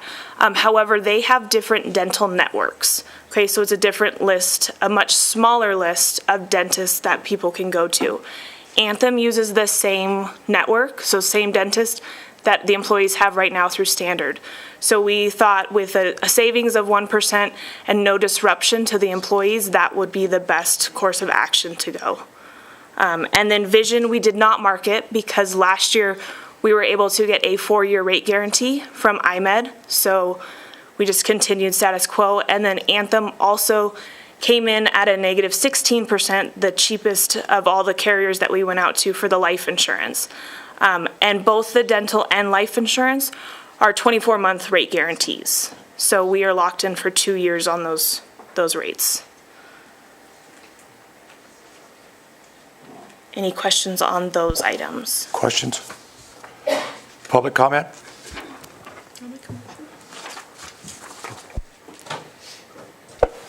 I move to approve the employee retiree health insurance contract with Prominence Health Plan, dental and life insurance contracts with Anthem, the health savings account contract with HR Simplified, and to fund health savings account for active employees in the following amounts for fiscal year 2019.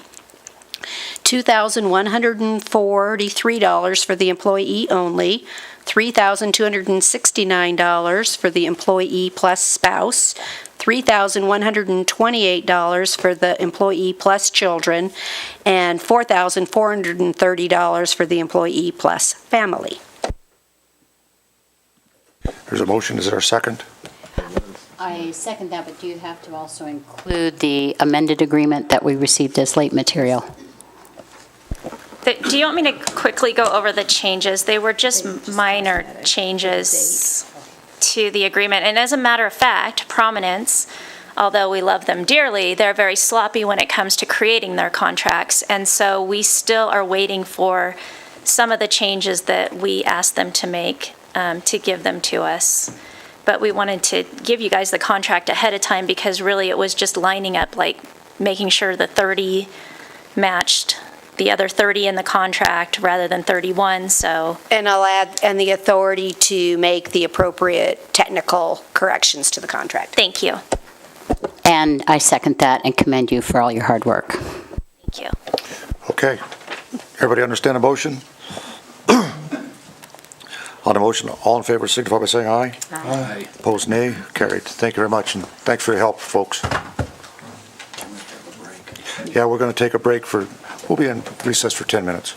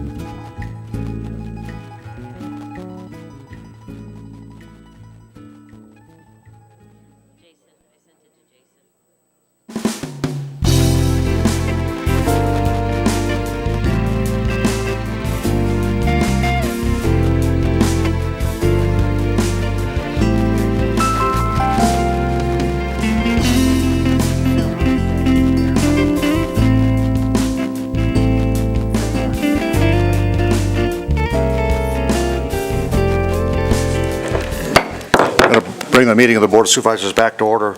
We'll now take up item number 13 under purchasing contracts. This is potential approval of a joint contract with, to approve a joint contract with Interstate Oil, Carson Valley Oil, Flyers Energy, and the State of Nevada contract for bulk fuel delivery and delivery services with Thomas Petroleum.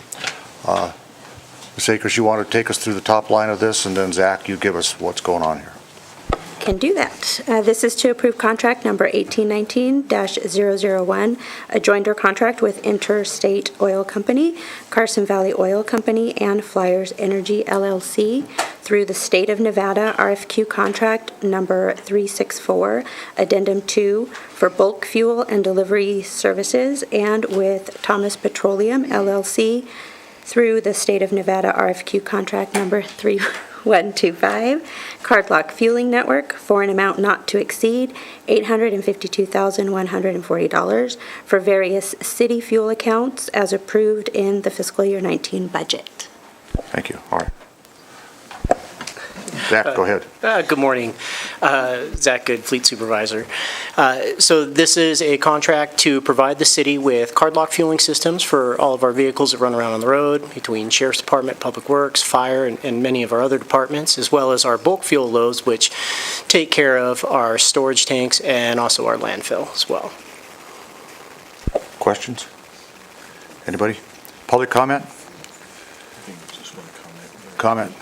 Just what we usually do each year is just get on the record that what this contract requires the city to do is that you get the lowest rate on the fuel each day, and then city vehicles go to that particular location to fuel for that day, so that ensures that the city is getting the lowest rate every day. Is that correct? Yes in one and no in the other. So it is correct in the bulk fuel. The bulk fuel, we are required to call at least 3 entities and get our quote of the day and take our lowest price quote. Now, as it goes for filling up with the cardlock system across the city, there are certain locations that do give us a better rate, and we do tell our departments to fill up there as well. But as for a daily rate, we wouldn't be able to monitor the cardlock daily rate, but we do know which fuel stations around town give us the best rate to fuel up off of. Yes. Any other comments or questions clarifying? Public comment? Anybody? All right. Motion's order. Supervisor Bunkowski. I move to approve contract number 1819-001, a joinder contract with Interstate Oil Company, LLC, Carson Valley Oil Company, and Flyers Energy, LLC, through the State of Nevada RFQ contract 3064, Amendment 2, for bulk fuel and delivery services, and with Thomas Petroleum, LLC, through the State of Nevada RFQ contract 3125, Cardlock Fueling Network, for an amount not to exceed $852,140 from various city fuel accounts as approved in the fiscal year 2019 budget. There's a motion and a second on the motion. All in favor, signify by aye. Aye. Opposed, nay. Carried. Okay. Let's take up item, thank you very much, Zach. You can go back to work now, I think. All right. Let's take up item 13B. This is the potential approval of KG Walters Construction as the lowest responsive bidder for the wharf, whatever you call it, wastewater recovery facility. Okay. Go. Okay, this is to determine that KG Walters Construction Company, Inc. is the lowest responsive bidder pursuant to NRS Chapter 338, and to award contract number 1718-195, Wharf Capital Improvements, fiscal year 18, project to KG Walters Construction Company, Inc., for a base bid amount of $6,705,000, plus additive alternate number 2 for $478,000, additive alternate number 6 for $417,000, and a contingency amount of $380,000. Getting tongue-tied with all these numbers. For a total not to exceed amount of $7,980,000 to be funded from the sewer fund. Budgeted? Yes, it is. All right. Who's doing this? You're there, Mr. Schultz, go. Good morning. Again, Darren Schultz for the record, and the Public Works Director. So the next three items have to do with the Phase 2 of our work down at the wharf, Water Resource Recovery Facility. We might have to change it if we can't get it at this time, so I'll take that under advisement. So this has been budgeted, this has been planned, the second phase to wrap up what needed to be done down there. It's been a giant undertaking. The first phase, closer to $30 million. This one's quite a bit smaller, but needed nevertheless. So this project has been in design off and on over the last year, and we're finally to the point of awarding it for a contract to start construction. Phase 1 is all but wrapped up. There's just a little bit of paperwork that's still going on back and forth, but it's pretty well wrapped up, and equipment has been moved off, and now we're going to move equipment and personnel back on there. We were very happy with the components of this phase is just a number of things that we didn't get to in Phase 1 that we knew that needed to be done but didn't tie directly in with the work we were doing with Phase 1. They're kind of separate components out there. And we wanted to get further along into Phase 1 to see what we needed in terms of this second phase, what was the most required of the work. So we're at that point now.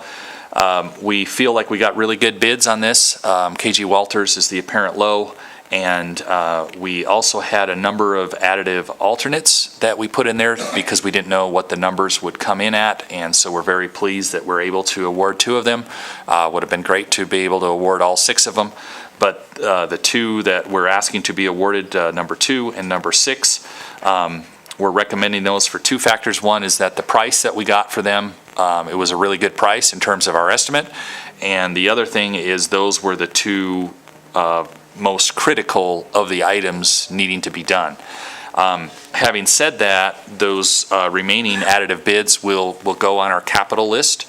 And then in future years, we will attempt to fund those with cash from rates in a capital program and not a separate bond issuance, that sort of thing. I'll just talk a little bit about the 2 big components that are going on under construction is lining the emergency overflow pond. This is what we use in terms of an emergency. We got to shut something down, and we need the waste to go somewhere. So it is a requirement now of the state that those ponds be lined. So this will be a big part of this project going forward, is pulling it all out and lining that pond so it can be used safely. And the second one, Headworks North Lift Station odor scrubbing units. No,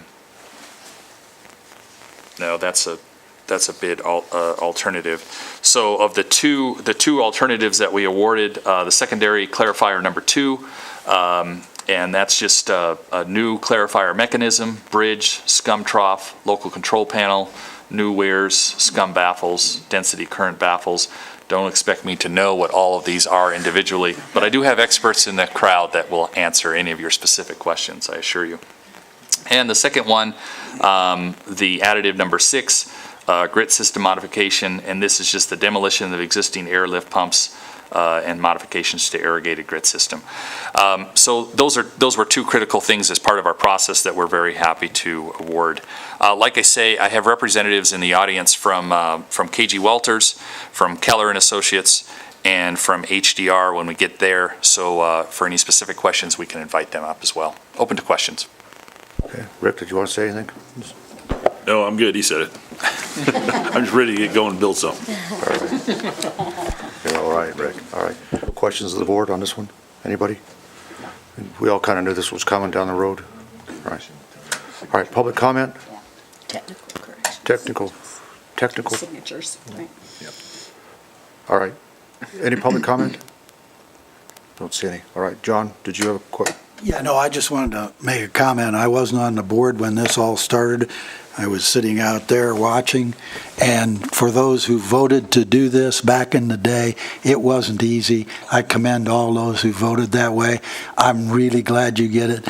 Earlier today, somebody said, we need water.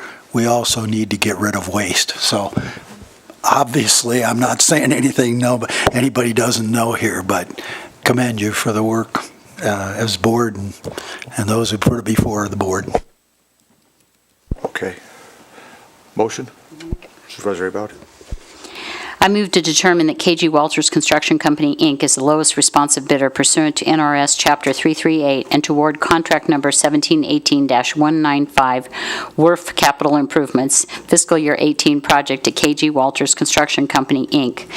for a base bid amount of $6,705,000 plus additive alternative number 2 for $478,000, additive alternative number 6 for $417,000, and a contingency amount of $380,000 for a total not to exceed amount of $7,980,000 to be funded from the sewer fund with corrections to the signature line as submitted. There's a motion and a second on the motion. Discussion? Hearing none, all in favor, signify by saying aye. Aye. Opposed, nay. Carried. Okay, let's take up the next one on this, 13, Charlie. This is to approve Amendment 1. Oops, sorry. This is to approve Amendment 1 to contract number 1617-114, Water Resource Recovery Facility Capital Improvements, Fiscal Year 18, to Keller Associates, Inc., for construction support, integration, and implementation services for a not-to-exceed amount of $744,259, to be funded from the sewer fund for a total contract amount of $1,963,177, and to extend the term of the contract through March 31st, 2020. Budget. Right, go. Darren Schultz for the record. So just a little bit of background on the way we bring these forward. For our bigger design contracts, we typically we do the scope and the award of a contract for just the design of the project, and then with the idea that we would come back to you later with the additional functions that we need the designer to do during the construction process, which is in this case. On the smaller projects, we'll do it all together in one scope and one proposal, and we kind of have it figured out. The advantage with doing it this way is we have a better feel of what we're actually building on a big project, and also in terms of what's going to be required from the designer during construction. So we get a better estimate and scope of what's going to be needed. So in this case, Keller was the designer of the project that was just awarded the bid, and so this is asking for them to be retained throughout the duration of construction to help oversee the technical aspects of the construction. So everything that is required to be put in, for instance, a certain product is required to be put in, that comes in, gets turned in by the contractor. We review it, city staff reviews it, and then it would be forwarded on to Keller, and then Keller would make sure, do all the checks and balances to make sure that that is the exact product that was specified in the design and that that's what's going in. So that's a shop drawing type of a review that they do. In terms of if we get technical change orders, requests for information as well, they will be helping us out with that. Another component that they're doing that is a little different than what we had last time is we have asked them to give us a proposal as part of this and to help us with the formal startup process of once this work is all done in terms of hitting the switch and making sure that everything runs properly. And in the past, we've tried to do that with our in-house electrical and control systems.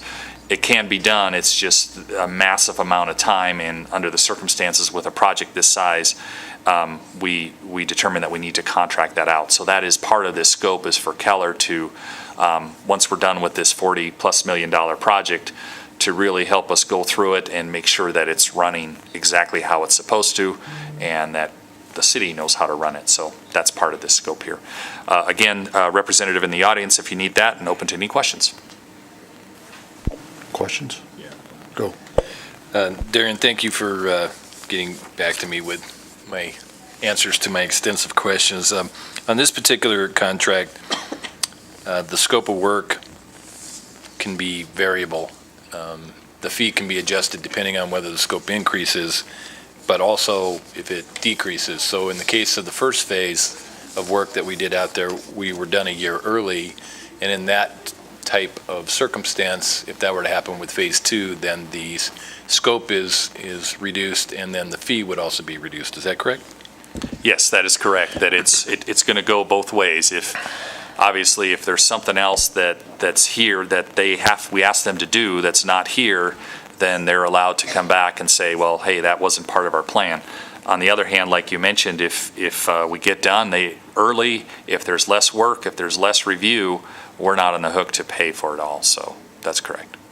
Thanks for being patient with all my questions, and obviously we couldn't ask for a better team and finished product for the work that we've done out there, so thanks for watching out for us on that. Other questions, board? Public comment, anybody? Rick? Good? All right, I just want to check with the boss out there. All right.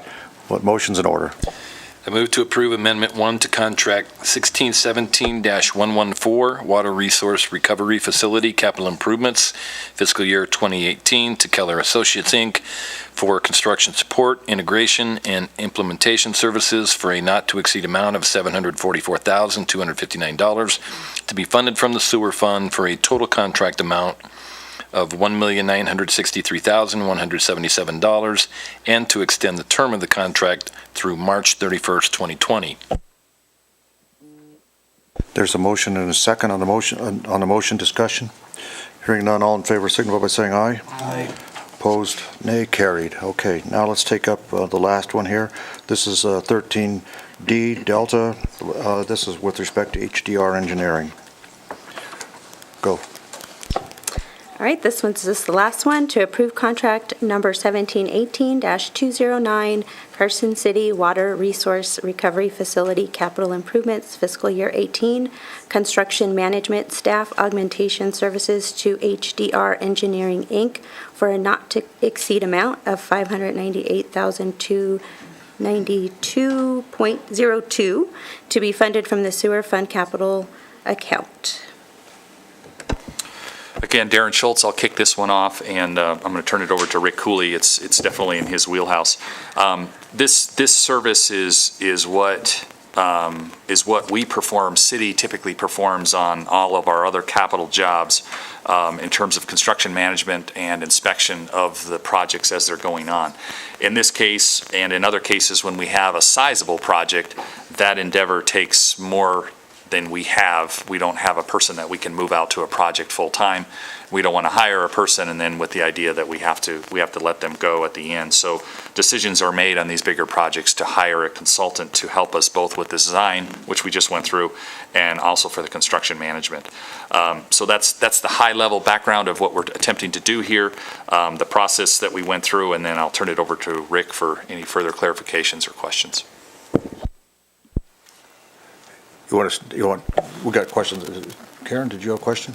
Well, I just for the purpose of putting it on the record, I had a constituent who's a construction manager in a private capacity kind of question the cost of this contract. So, Darren, if you just elaborate on that a little bit, because you did a great job of doing it, and I appreciate it. Yeah, it's not cheap, and I think from first blush, people look at this and it's a lot of money for 18 months. It's a substantial amount of money. So I do understand people getting at that. So basically, what we're trying to do is the hourly rate of the people. We need very, very qualified individuals to manage a project of this caliber, and this individual or individuals, they are wearing the city hat out there on a day-to-day basis, and they are watching over the city's best interest, which is the role that we would normally fill. So it is really, really critical to us that we have somebody out there that we know has the background to understand, but also has the wherewithal to make decisions that are favorable towards the city. We have a very good relationship with KG Walters. It's not that I'm suggesting that we have problems there. It's just the city perspective. And so this company, whoever's going to manage this, they have to have that high level of expertise and ability to manage a project, especially this complex. In terms of the rate, it basically comes down to an 18-month-long project. We're asking for them to provide the necessary staff to oversee it. So those individuals have hourly rates, and then as a company, there's an overhead markup rate that companies use. In this case, HDR, their rate, we checked on it, has been audited by the federal government in terms of it's an acceptable rate for them to use as a markup. And so once we get that okay, then we typically move ahead with that number, that there's nothing, it's not that we can chip away at that if it's been an audited rate. So then you just take the 18 months and divide it by the hours and back into the number that it is, and it is what it is. Yes, just to expand on that, Karen isn't the only one with a constituent who asked this question. We don't have this expertise on board in the city, and that's why we have to go outside. Well, we do, and he's sitting right there. That's what I thought. The problem is then he would have to go and do this project, and that's it. That's what he would do. But as you know, we have 20 or 30 other projects going on that then we would have to hire somebody to do those. So that's really what it comes down to. And like I said, this is a huge project. Let's not get lost in that $40 million, the biggest we've ever done. And it's been moving through the system. The idea is we get through it, and then at the end of the projects, these consultants, these contractors, they go away. We're no longer paying that ongoing bill, and we settle back into normal, whatever that is going to look like. So that's really what we're looking at. It's an extension of staff that we have, but we wouldn't be able to do it ourselves right now. Just wanted to get that on the record. Thank you. So were there other bidders on the project, and were their rates consistent? Rick Cooley, Public Works Construction Manager. When it comes to professional services, the statute does not allow us to bid those services. It's qualification-based purely. So we did have one of our proposers actually included his rates, which should have excluded him, but we didn't. We went ahead and ranked him along with everybody else. What you're looking at, though, is you're looking at the comparison of larger companies versus an individual that works out of their home. You know, there's a huge disparity in some of those rates, and also what we're looking for on this project, it's a highly technical, somebody that has some background on the design side, somebody has background on the construction side, and somebody has background on the claim side. That's what keeps our costs down, is being able to know those things and being able to add additional alternatives and things like that, being able to keep those costs down. So when it comes to rates, there's a lot of things involved in it, but as part of the selection process, we can't use that. May I follow up? So while you may not use it to determine who's the best company to use, though, can you not negotiate the rate? I mean, once you've said, okay, I like company X, doesn't matter who it is, you have the right to then open up a negotiation with them. And I mean, I do think 2.87 on the rate is pretty high. So we couldn't negotiate 2 times the hourly rate? I mean, don't we have the opportunity to negotiate? Actually, we did. You have to go into these negotiations because they will act. I mean, there's a lot of agencies out there that are actually paying 3.3 and 3.4, and it's a standard matter of practice. And that's one of the things that we, especially as smaller agencies, struggle with. Is you've got other agencies out there that pay these large markups, and we're constantly having to, lack of a better term, beat these guys down to something that's what we still might not think it's where we want to be, but it's fair and reasonable across the board with what everybody else is ended up paying. Actually, that lack of a better term, that's a perfect term.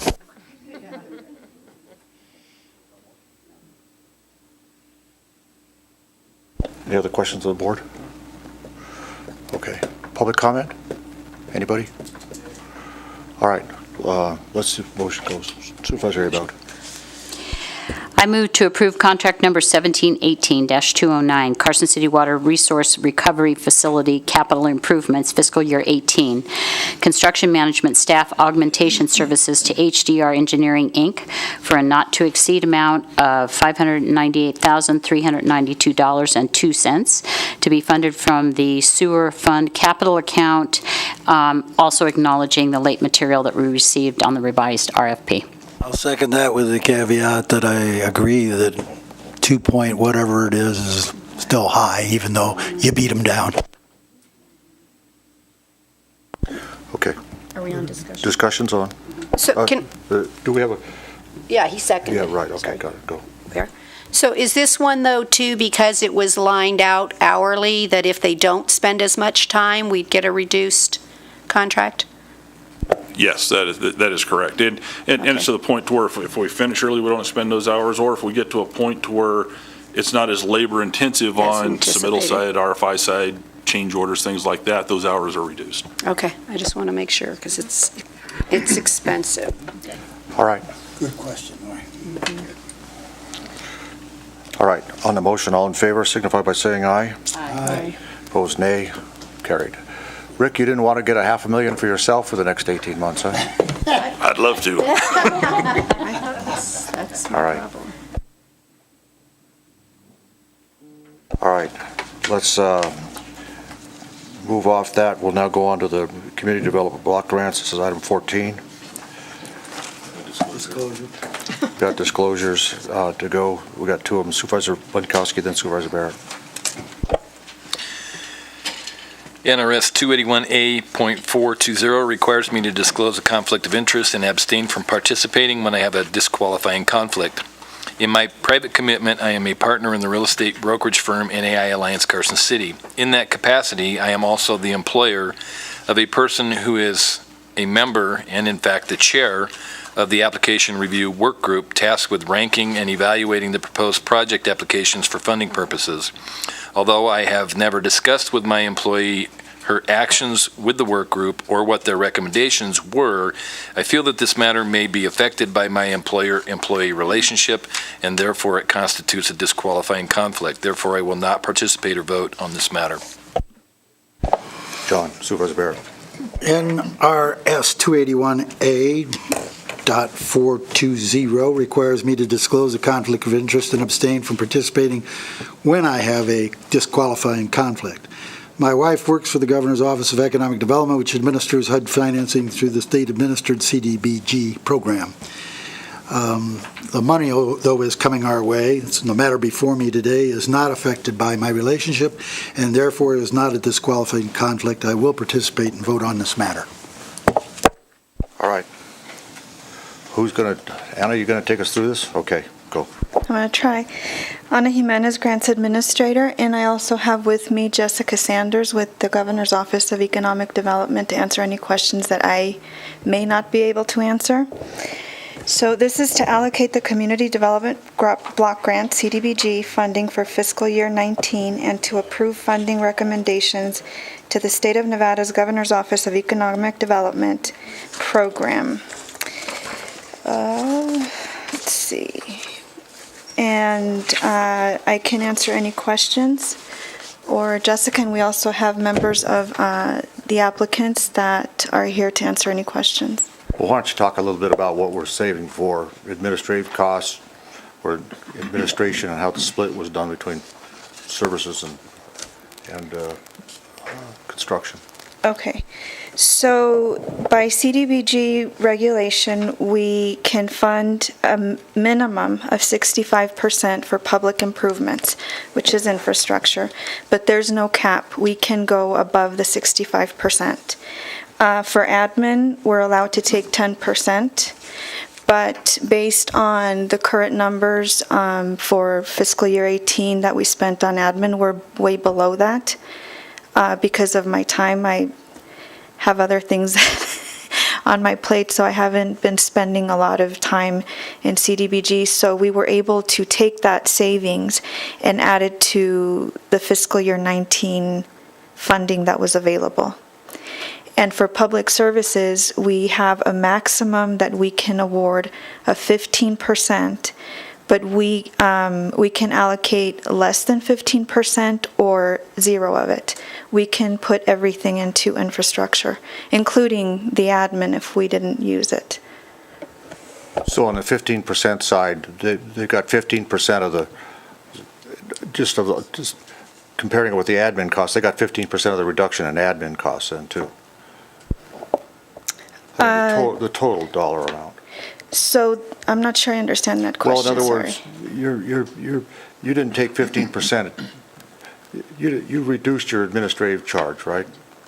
I did based on the actuals from fiscal year 18. And that was spread between both improvements and services. No, it was put towards public improvements. Okay, all right, that's what I want to hear. All right. All right. And what was the rationale for that? The rationale for? Only giving instead of spreading the savings, or that's a bad word to use, but what's the rationale for not spreading that reduced amount across both? Because services are still going to be charged an administrative fee, right? No. No, the admin that we take is just for my time. So anything that we spend on, or any time that I spend working on CDBG overall, both public improvements, services, that's the admin that we take. I think I got where you're going. All right. All right. Board questions? Anybody? Yeah. Go. So I was reading through the packet, and one of the recommendations that the work group had was if potentially we receive additional dollars from our allocation, that we include that to fund, I think it was the Long Ranch infrastructure project. And so are we anticipating additional dollars? So I'm just kind of trying to get a feel for that and whether we should include that potentially in a motion if we think we're going to get some extra money, which would be nice. We are anticipating additional funding, but we don't know, unfortunately, we don't know exactly how much or when we will know. Okay, I like that. Thank you. Anna, thank you for your response and the questions that I had. I guess my question is, and it will speak to one of the applicants in a bit, is anything related to mental health covered? Have the rules of the game changed, I guess?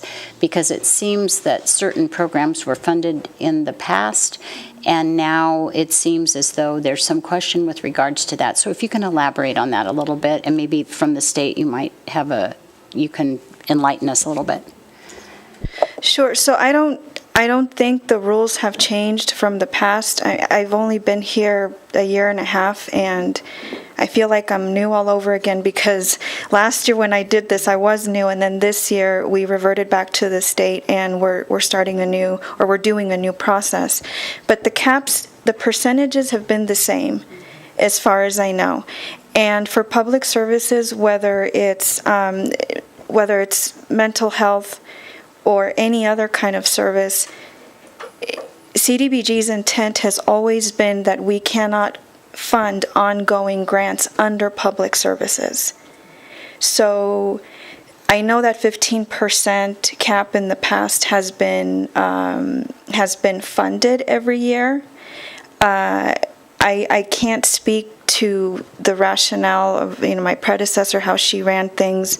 All I know is that my predecessor and I represent the work group's recommendations, which it is not easy for them to do this.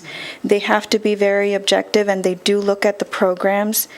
But I'm giving a long-winded question, but the long and the short of it is that public services are not meant to be funded every year.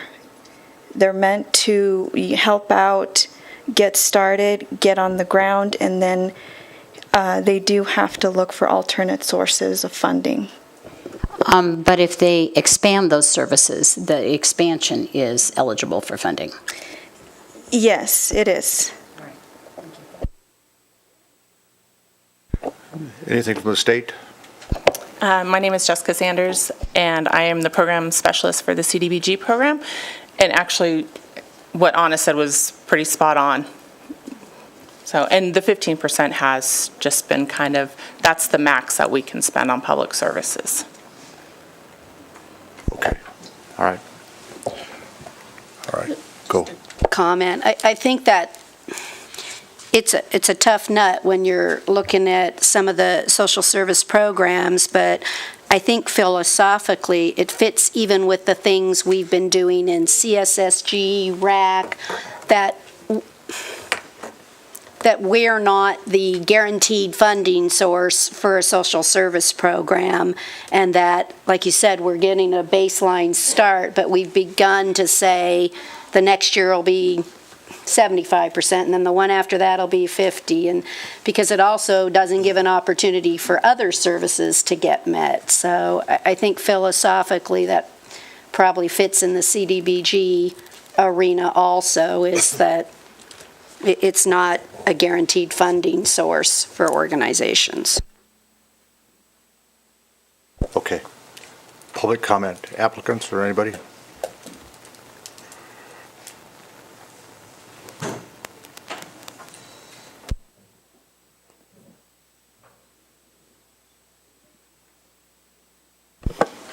Hi, my name is Belinda Saavedra. I'm a supervisor at Ronwood Family Resource Center, and I'm here with Lisa Yasitis, who runs our programs for Reach Up, which was getting funded, and with Ali Bannister, who's besides just amazing, but she's also head of juvenile probation.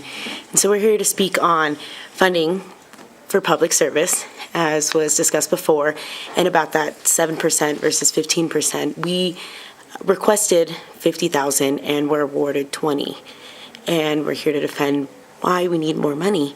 Through our Reach Up program, we serve so many youth in our community for mental illness services. And I have Lisa with some stats of some of the things that we do, and she can speak on the program. So Lisa Yasitis for the record. So she's talking, I've got a page of stats here, I think one of the biggest statistics we have is substance abuse in the family. Out of the first 6 months of the 2017 fiscal year, it was 62% reported substance abuse in the family, and the negative impact, the ACEs score, if anybody knows about that, adverse childhood experiences, that this has on the children in our community and their functioning in our schools. And we had a DA symposium where all the youth providers in our community came together in February, and we started a task force to address the youth mental and behavioral health issues in our community. And one of the things that has come out of that is really bringing some of these programs into the schools. So because one of our challenges is, I get anywhere from 10 to 20 requests for involvements from the school per month, and it's really challenging to get these families to come in for services. The parents just do not follow those recommendations. And so one of our ideas is bringing these services into the schools. And so already at the end of the year, Carson Middle School is saving all their in-school suspensions for 1 day per week. And we're going in there and we're providing these emotional regulation classes and coping skills and those sorts of things. We're looking at bringing that into the elementary schools as well. That's one of the identified needs I've really seen with the requests from the schools is, we have our programs for all our older children, but I'm getting all these kindergarteners who are being kicked out of school and suspended over and over and over again because they just can't face those challenges that they're meeting in school socially, educationally. And so putting an emotional regulation class together, bringing those into the schools for these younger kids so we can address them at that age, at 5, at 8, at 11, so that they're not filling up our juvenile justice system. And in that first 6 months of 17, 33% of these families I saw have been victims of domestic violence. Again, that's another ACEs score. And I do a lot of assessment, a lot of referral, a lot of, let's get you these coping skills and then get you into therapy. A lot of these families don't have access. They don't have Medicaid. They can't meet their deductibles for their insurances for services. And so a lot of those people have no choice but just to rely on this service. I also have an interpreter, and 10% of my families were Spanish speaking. And we only have one Spanish-speaking provider in this town. And so it's an option to give families tools and skills and children tools and skills so that they can be more successful in life and lessen the burden on all these other systems we have in our community. And with all of that, on top of all these services, we are expanding. So I understand the comments that were made about this isn't to fund ongoing projects, but we're growing. We went from a program that only provided services on site to a program that provides services to the schools, elementary schools, middle schools, to the tribes, to so many different parts of our community. And we've also expanded to work with juvenile probation to provide services there. We are growing. We need the funding so we can continue to grow and meet the need of our community. And yes, I understand, like I said, the not being able to pay for reoccurring costs, but we are growing. These are new projects. And what we're asking for is to fund those. And we're seeing the impact. We're seeing the parents, the families come in and say, wow, this is working. It's scary when parents come in and say, my kid's threatening suicide and I don't know what to do. I am not a parent, I will say that, but I've seen the parents come in tears saying, I don't know what to do. And seeing Lisa and saying, you are a saving grace. Thank you.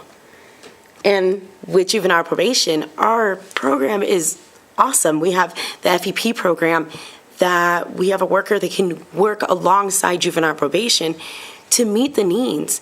Kids that end up in juvenile probation system have some mental issues that need to be addressed, and we're meeting that. Can I speak on that? Allie Bannister, for the record, Chief of Juvenile Service and also the President of the Ron Wood Board. I think I just want to emphasize the value of this program. I'm not completely familiar with the funding that's been cut, but I know that this program cannot be sustained on $20,000 as it is expanding. I view it as an expanding program within our community. It has been reoccurring, but it is expanding. They're offering services to multiple agencies, to multiple youth, to multiple families. So I just wanted to emphasize that point. And lastly, I do believe that the Ron Wood director would have asked for more money within her grant if she would have been aware that the funding was going to be reduced substantially. Thank you. I didn't catch that last part, Ally. She would have asked for more if she knew we were going to be cut?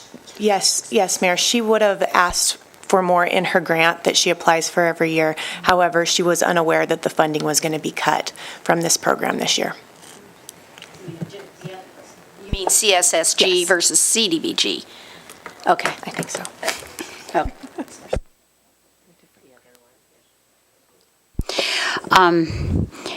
I understand the significance of this, and at the current level of funding that's being suggested, what ends up happening to the program? What's going to get cut? I can't speak for my director in that, but what I could imagine is that all our expanding programs are a success in the schools, that will go away. Our success in the tribes, that will go away. I mean, we're talking about less than half of what we requested. So what was said is that what's being funded is expanding programs, and all our expansion would then go down. I'd also like to add on that, I believe that direct mental health services would be directly impacted if the funding doesn't sustain. Which has been an express need in our community, so. It's a huge need. That's why it's disturbing. 70% of the youth that enter into the juvenile justice system have at least one mental health diagnosis. Just a second, let me just follow up on that. Are mental health services covered under the grant? Mental health in itself is not a HUD presumed category. So that's another issue. And what I wanted to say as far as the budget and what would be impacted, as far as I know, and I've only been in this position 1.5 years, but I've looked at previous years, and Ron Wood has never been funded 100% of what they've requested. The current year, they were funded $32,000. The year before, they were funded $35,000.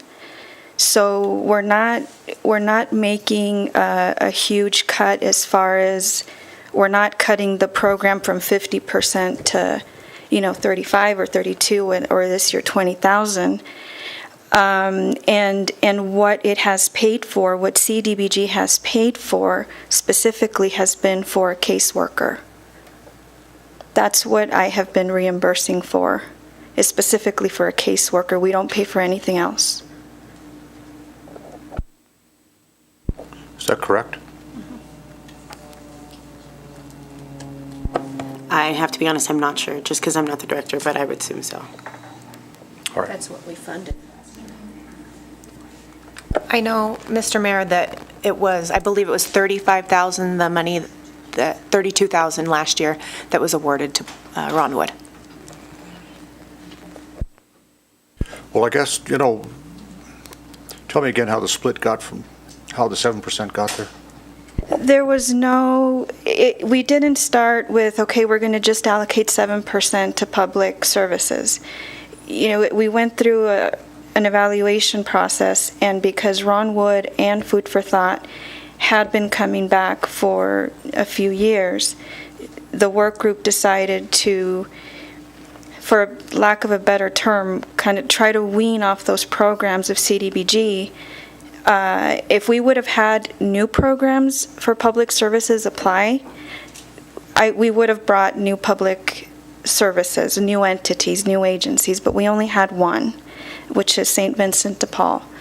So that was the rationale to cut them both, not equally, because Food for Thought gets a lot less money, but and then take that money and fund public improvements, because with public improvements, what's really difficult is, and this is what the work group said, is that these projects are going to keep coming back every year because they're improvements that have to be done, and every year they get more expensive.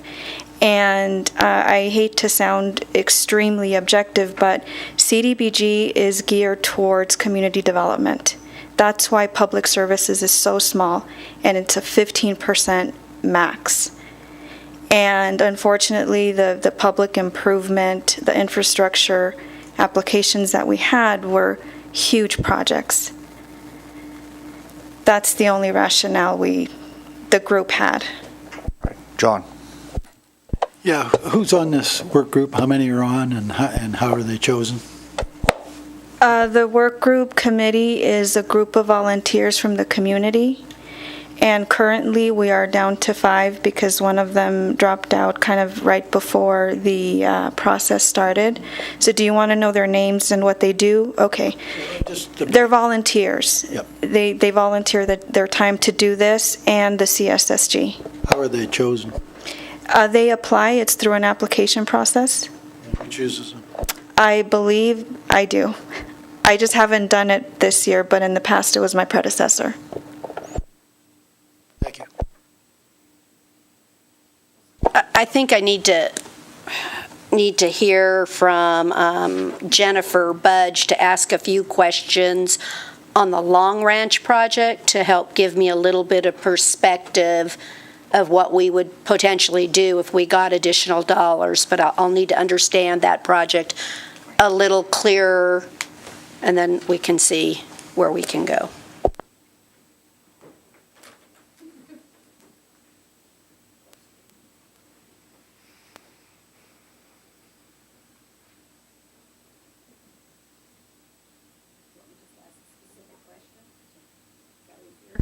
So I want to talk a little bit about what amount you asked for the project, and then I noticed that the work group did not recommend full funding because, again, that type of dollar wasn't there.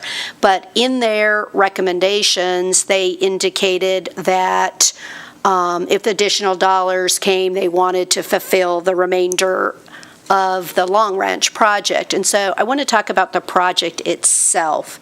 And can you do with what you were allocated, or is it really cost savings for us to try and get the money to finish?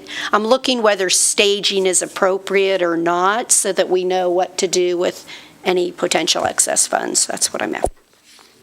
Thank you, Mr. Mayor, Supervisor Bagwell, Supervisors, Jennifer Budge, Parks and Recreation Director.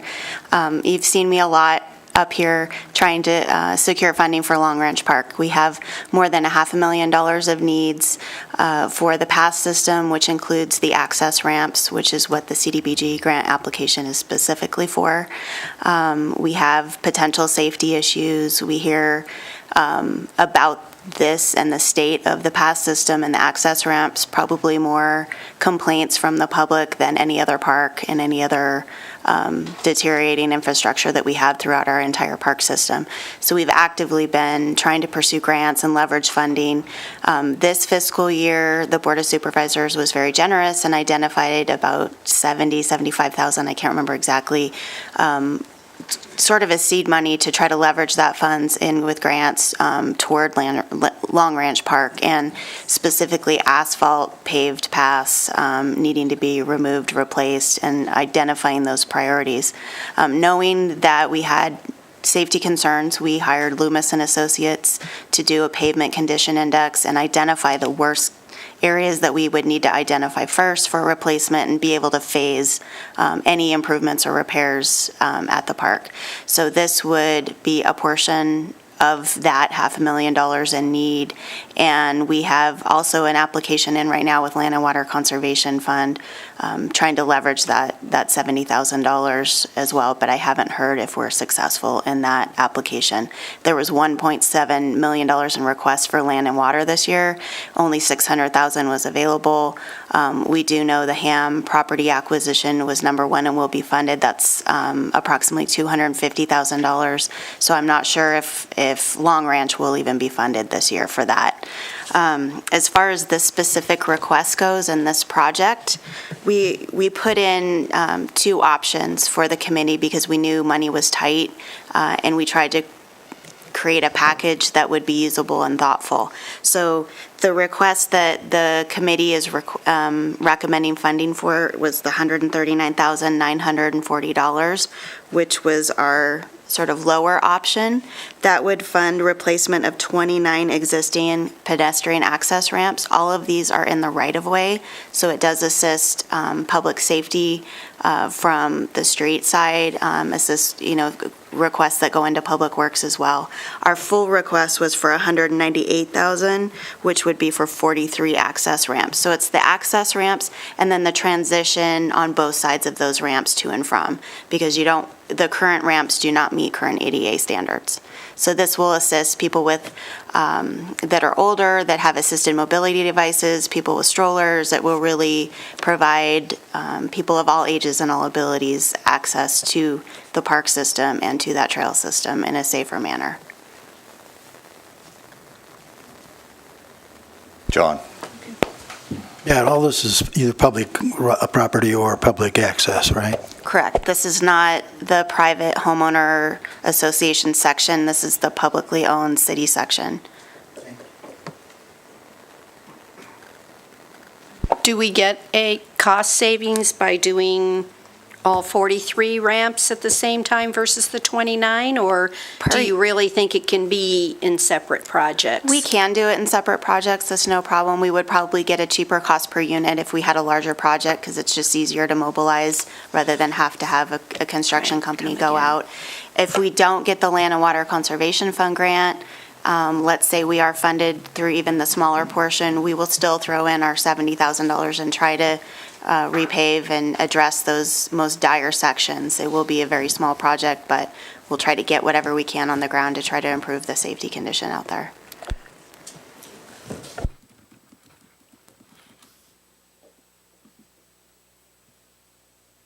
So I see the enigma that the recommendation board was in. ADA versus mental health, that's a tough one. That's a tough one. Maybe we can split the baby. I don't, well, I don't know. Good. Ron Wood, folks, what's your long-term, come on back up a minute. You're good.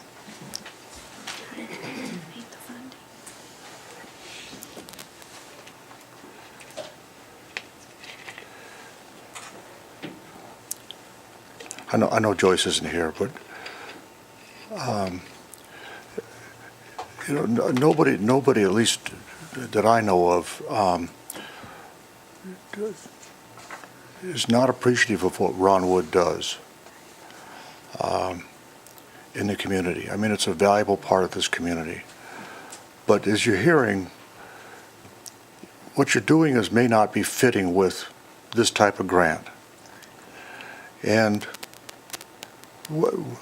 what's your long-term view of how you, I mean, if this grant is that critical to you, what's your long-term view of how you're going to continue to fund Ron Wood? And what, do you have any ideas on that? I mean, because what I'm hearing, it doesn't seem like, I mean, I get the fact that it's going to, you know, that they're expanding services and things like that. But I'm not so certain, you know, we got the state here, I'm not so certain that, you know, at some point in time, and that probably is coming pretty close, that, you know, they're going to say, you know what, this is a permanent funding source for you one way or another. And let me know, you know, how you see that. I mean, because, you know, if you take, and what Ms. Budge said is, you know, you can take money from the ADA part, you know, I guess you can do that. But on the other hand, you know, we're under a consent decree for ADA improvements in this community, and not that just as, and they're important as well. So tell me what your funding analysis is going forward. So, thank you, Mayor. I cannot speak for Joyce, but what I can say that I do know is that Joyce has started the process already for our agency to become Medicaid billable. And our goals in the future are to open up a mental health clinic.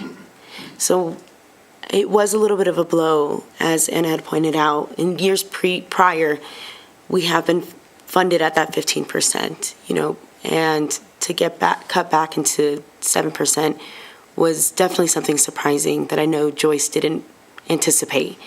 And if she would have known, she would have applied for more grants. And so we do have options and plans set in place.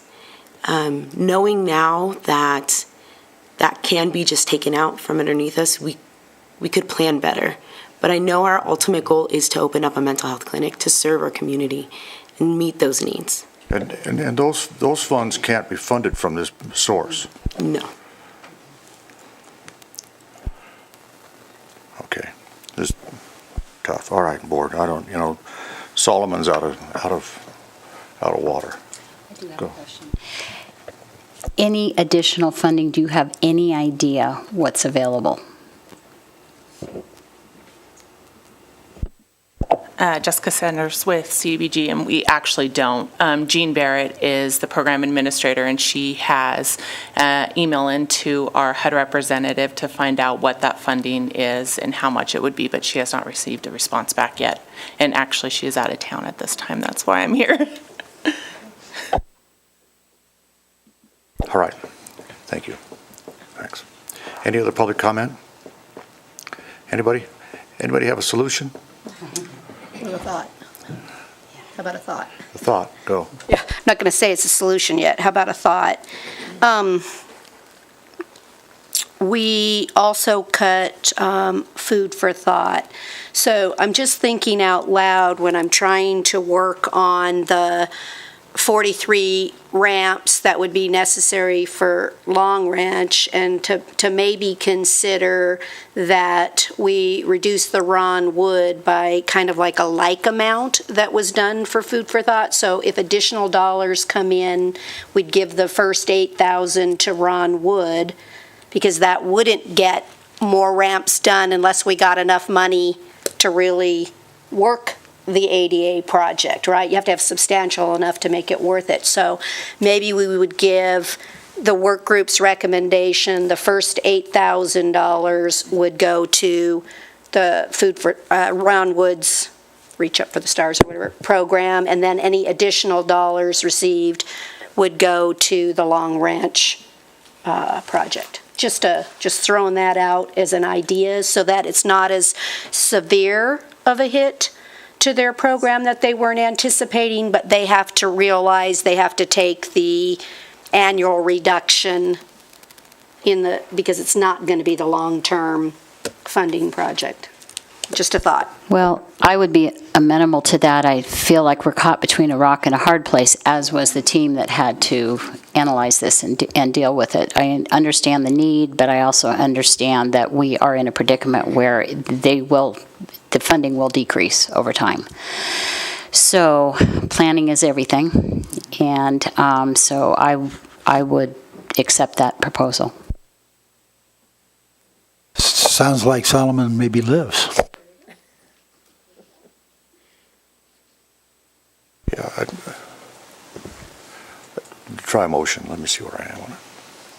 Okay, let's see what I can do. Before we do a motion, I should probably take more public, anybody else on public comment? Anybody? All right, motion, let's try a motion. Okay. I move to approve the Community Development Block Grant funding for FY19 as recommended by the Application Review Work Group. If additional funding becomes available, the first $8,000 will be provided to Ron Wood, and remaining dollars then would go to the Long Ranch Estates project. Second. Okay, I can do that. All right. Discussion? On the motion, all in favor, signify by saying aye. Aye. Opposed, nay. Good job, Solomon. Mrs. Solomon? I know, Mrs. Solomon. There you go. I know, I was trying to divide 43 All by right. this many, yeah. All right. Guys, these are tough things, man, to tell you. I mean, not easy to do. All right. All right.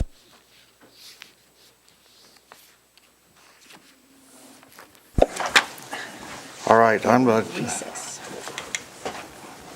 we're going to recess. We're going to temporarily recess the Board of Supervisors and give the gavel over to the Chair of Redevelopment. John needs a quick break. Oh.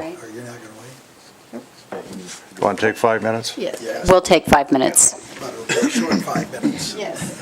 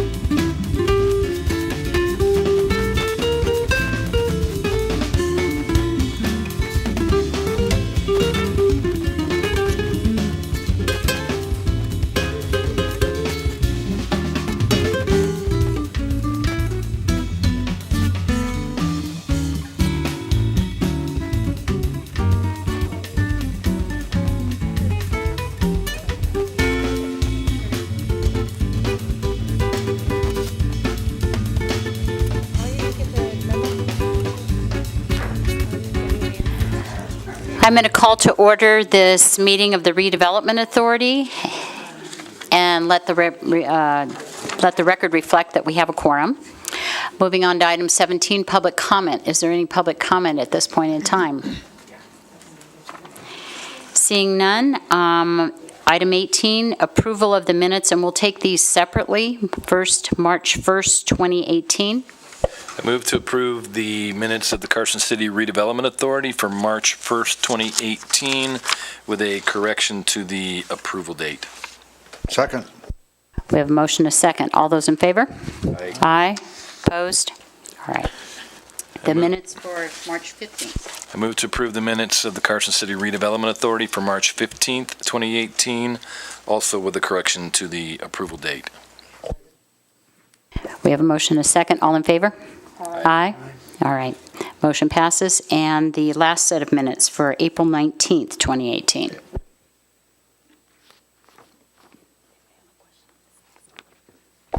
I move to approve the minutes of April 19th, 2018. Second. We have a motion, a second. All those in favor? Aye. Aye. And one abstention. Okay. On to item number 19, for possible action to approve and authorize the chair to sign a grant of temporary easement by the Carson City Redevelopment Authority to Sierra Nevada Association of Realtors. Stephanie, are you going to take us through this?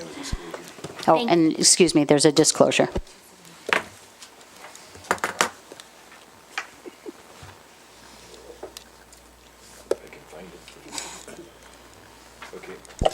NRS 281A.420 requires me to disclose a conflict of interest and abstain from participating when I have a disqualifying conflict.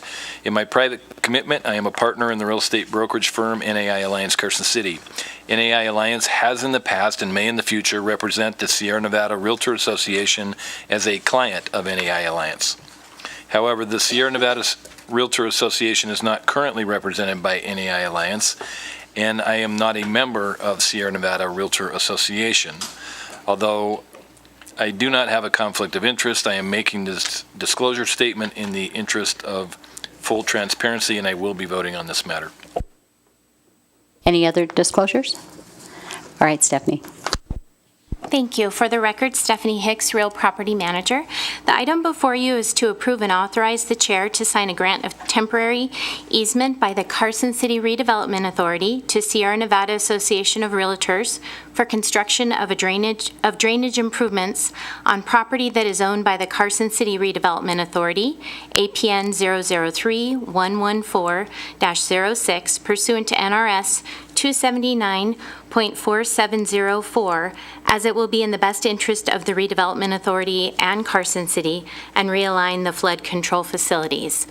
So in February, we did bring this item before the Board of Supervisors, and since that time, it's come to our attention that the property is actually owned by the Redevelopment Authority. So we apologize for bringing this back to you again. I can assure you it won't happen another time because this is the only property that is owned by the Redevelopment Authority. So again, we apologize for taking time of the board, but we are available to answer any questions. Thank you. The board? No apology needed, and this is much needed work. Is there any public comment? Seeing none, I'll bring it back to the board.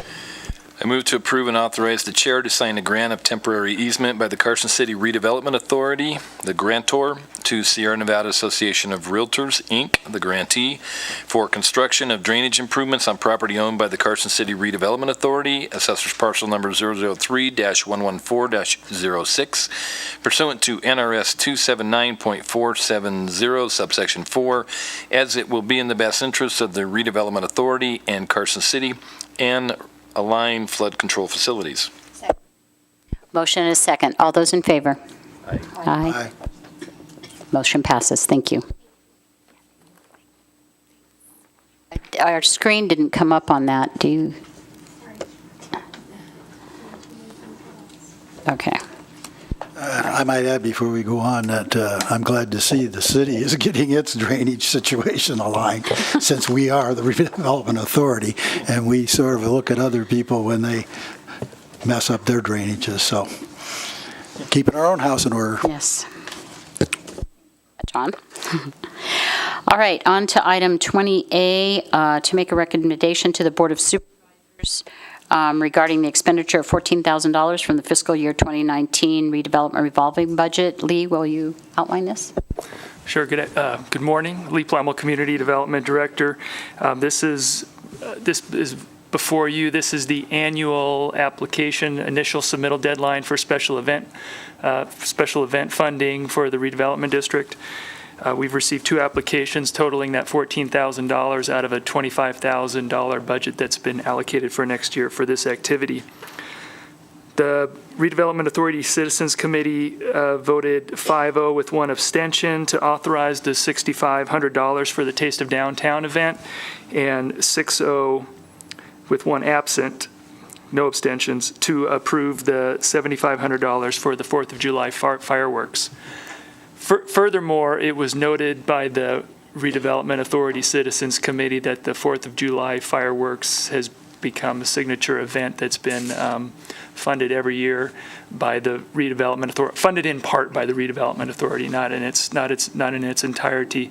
And the recommendation is, rather than having them come back each year with applications, that for next year's budget and future budgets, we incorporate funding for that into the budget so that we don't do this. So that would be, and that's underlined. It's the last portion of your motion should you choose to make that, but that's the recommendation from the RAC.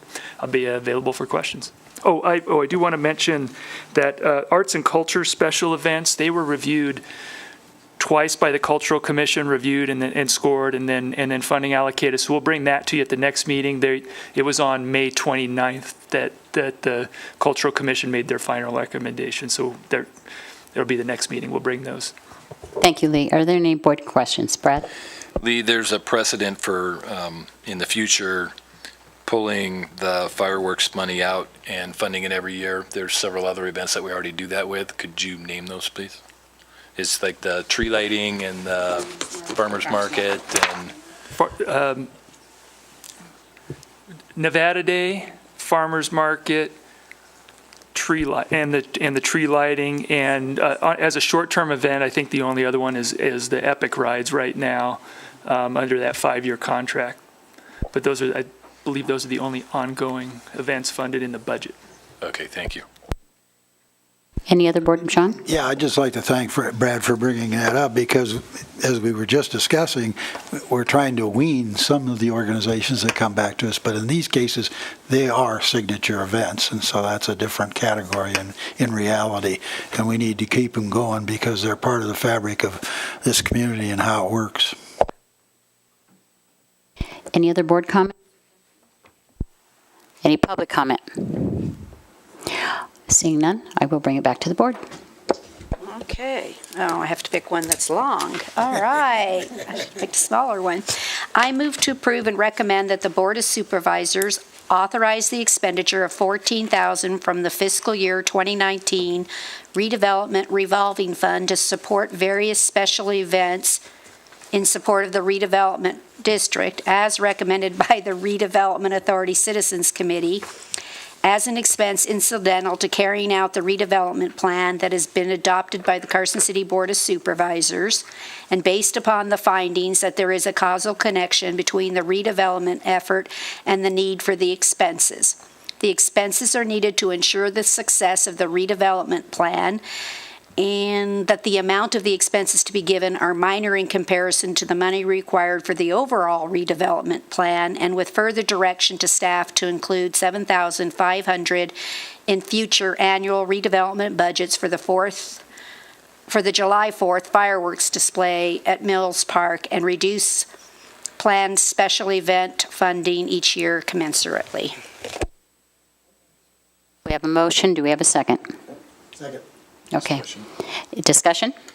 Yeah, just the last part of that, in reduce planned special event funding each year, I don't know that we did that with the other special events that we pulled out and budgeted for. So, Yes, but that 25 is a cap, so right. don't we have to do it that way? It is a cap, but would we want to leave that 25,000 cap in place even if we pull this out? That's Good- just what I want to Good put on for, the table. yeah, good for bringing it up. I don't know.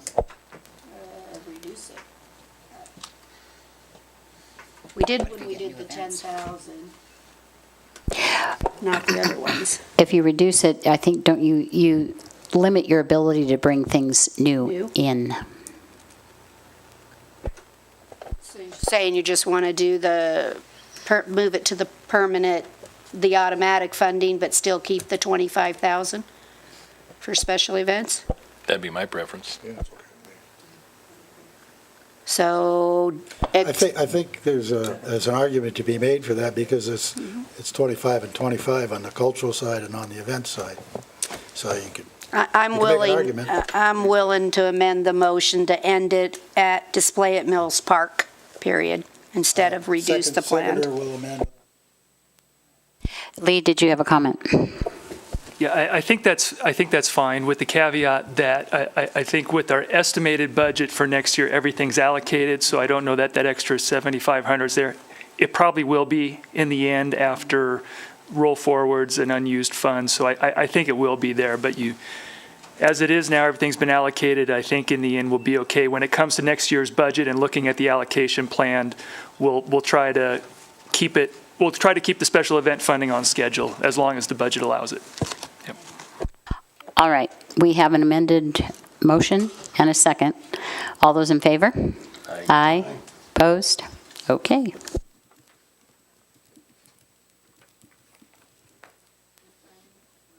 To Item 20B, to make a recommendation to the Board of Supervisors regarding the expenditure of up to $5,000 from the fiscal year 2018 redevelopment revolving fund. Lee? This is another funding item and actually we're requesting under this special event account to take this funding for up to $5,000 for the replacement of overhead string lighting on McFadden Plaza, a picture of which is included in your packet, as well as a brochure from the type of lighting that the Parks and Rec Department has received a bid on for about $4,500. The existing string lighting up there was donated. It's incandescent light bulbs, not necessarily initially designed for the long-term commercial use there. So to eliminate the ongoing maintenance of those, and in addition to reduce the city's power bill with a new system with LED lights, it's been recommended to replace those lights for the funding amount. And I think that's a good summary of it. I'll be happy to answer questions. Any board questions on this? Any public comment on this?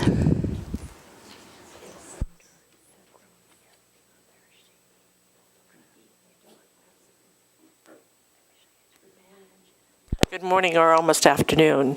Ronnie Hanneman, Executive Director of the Carson City Chamber of Commerce. McFadden Plaza is the gathering place for the city. We're very proud of that. And I think that any improvements that we make to make this plaza look even better is very important. And a $5,000 expenditure for lights is really minimal in the overall. And I will tell you, lighting attracts people to the plaza like flies do to lights. So I think it is very important, and I urge you to vote yay for this. Thank you. Thank you, Ronnie. Any other public comment? Seeing none, I will bring this back to the board.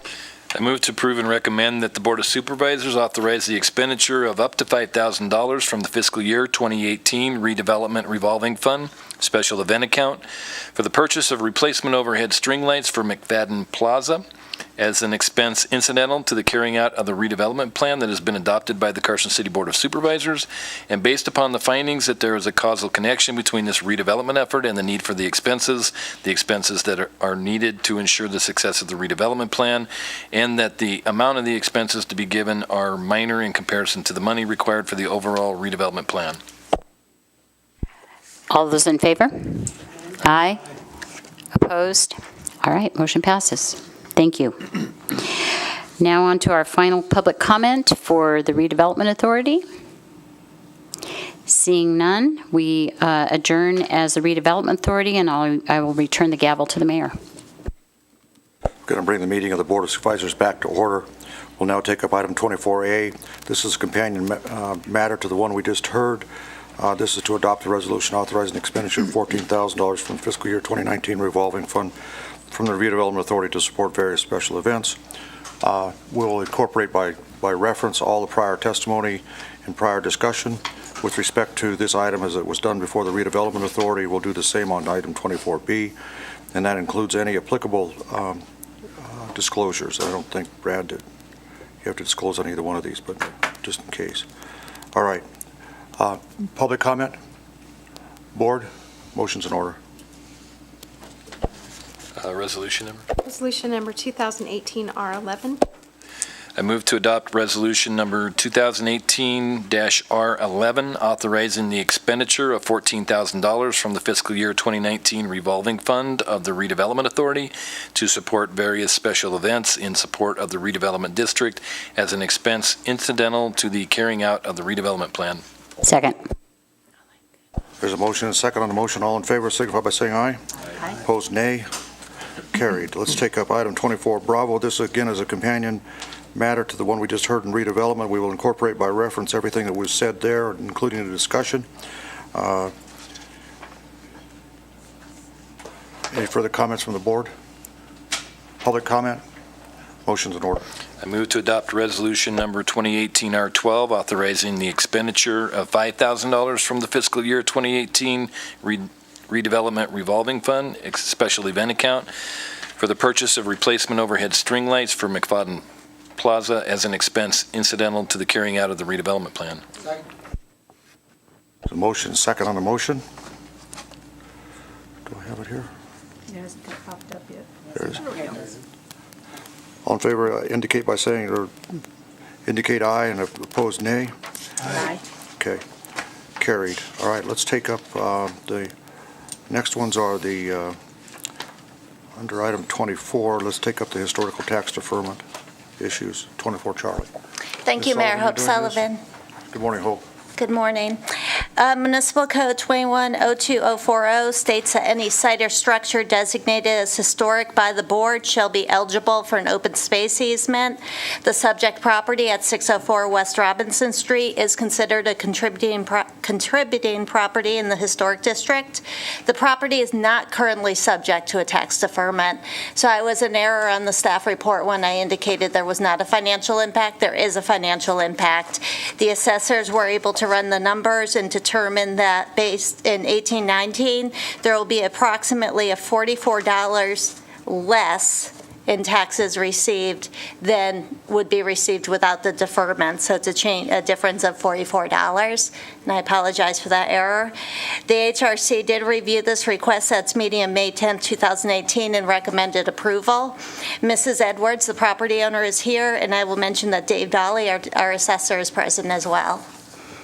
I think we understand what's going on here. If we need the testimony of the applicants, we'll ask for Supervisor Minkowski. In the historical survey, which is on page 490 of our packet, just a curiosity, it shows the construction date is 1937, and then it goes on to give the history that starts in 1910. Just curious about that. How do we get a construction date of 1937? Was it moved to the site in 1937?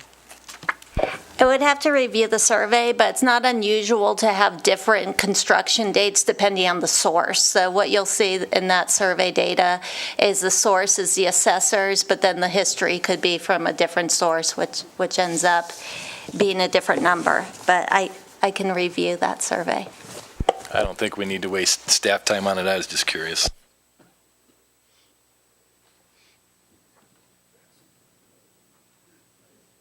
All right.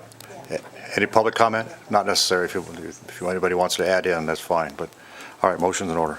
I'll make it. I move to approve a request for a historical tax deferment on property located within the historic district located on 604 West Robinson Street, APN 003-275-03. Second.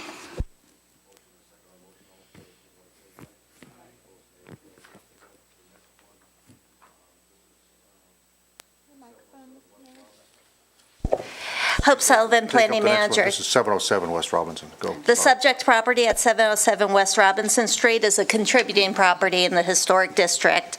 The property is currently subject to a tax deferment and is before you due to a change of ownership, which I actually spoke to the Palestrinis who are present yesterday, and they have owned the property for 1 month.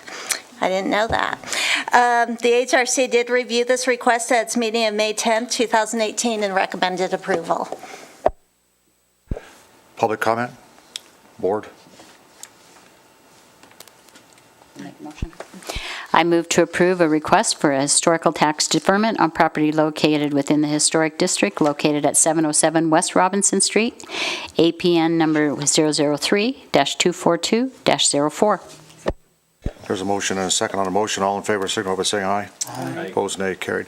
I know we're moving kind of fast on these, but these are sort of administrative if they're in compliance with the law. I mean, not much you can do to say no, but all right. Let's take up the next one. Let's take up 24 Echo. Thank you, Hope Sullivan, Planning Manager. The subject property at 406 North Nevada Street is a contributing property in the Historic District.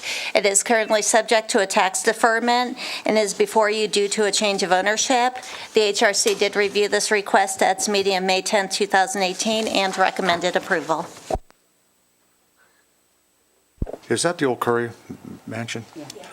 Just for grins, I met the new owner, and they plan on doing some remarkable, nice, good things for our community in terms of rehabbing that piece of property. It's pretty exciting stuff. She actually has a website to watch the rehab. All right. Public comment? Seeing none, motions in order. I move to approve a request for a historical tax deferment on property located within the historic district, located at 406 North Nevada Street, APN 003-226-03. Second. There's a motion and a second on the motion. Discussion? Hearing none, all in favor, signal by saying aye. Aye. Opposed, nay. Carried. Okay, let's take up the next one. This one is 302 Thompson. Thank you, Mayor. Hope Sullivan, Planning Manager. The subject property at 302 Thompson Street is a contributing property in the Historic District. It's currently subject to a tax deferment and is before you due to a change of ownership. The HRC reviewed the request at its meeting on May 10th and recommended approval. Public comment? Board? Motion's in order. I move to approve a request for a historical tax deferment on property located within the historic district located at 302 Thompson Street, assessor's parcel number 003-133-31. There's a motion and a second on the motion. Discussion? Hearing none, all in favor, signal by saying aye. Aye. Opposed, nay. Carried. All right. Thank you very much, Ms. Sullivan. Thank you, Lee. All right. Let's take up item number 24 Golf. This is second reading. Ordinance relating to the levy of the Downtown Neighborhood Improvement District assessment. This is on second reading. Any changes since first reading? No changes and no comments since first reading. I would just note, based on comments at the last meeting, that there is a board meeting coming up next Thursday, June 14th, a Downtown Neighborhood Improvement District Board meeting next Thursday, June 14th at 4 p.m. at the Community Development Offices, and I'm working with them to send notices out to the businesses and the property owners, with the caveat that our business list is really hard to produce with our current HTE system, so we're looking forward to September 2019 when we go live with our new system. That will make it much easier to do that. All right. John? Yes, I recall bringing up the cleanliness thing, and Lee made a comment about the Neighborhood Improvement District cleanliness vendor, and I happened to see a guy working down at McFadden Plaza about a week or so ago, and stopped by and talked to him, and he said, yeah, they work mostly Carson Street, but they work a block back over to Curry. They don't.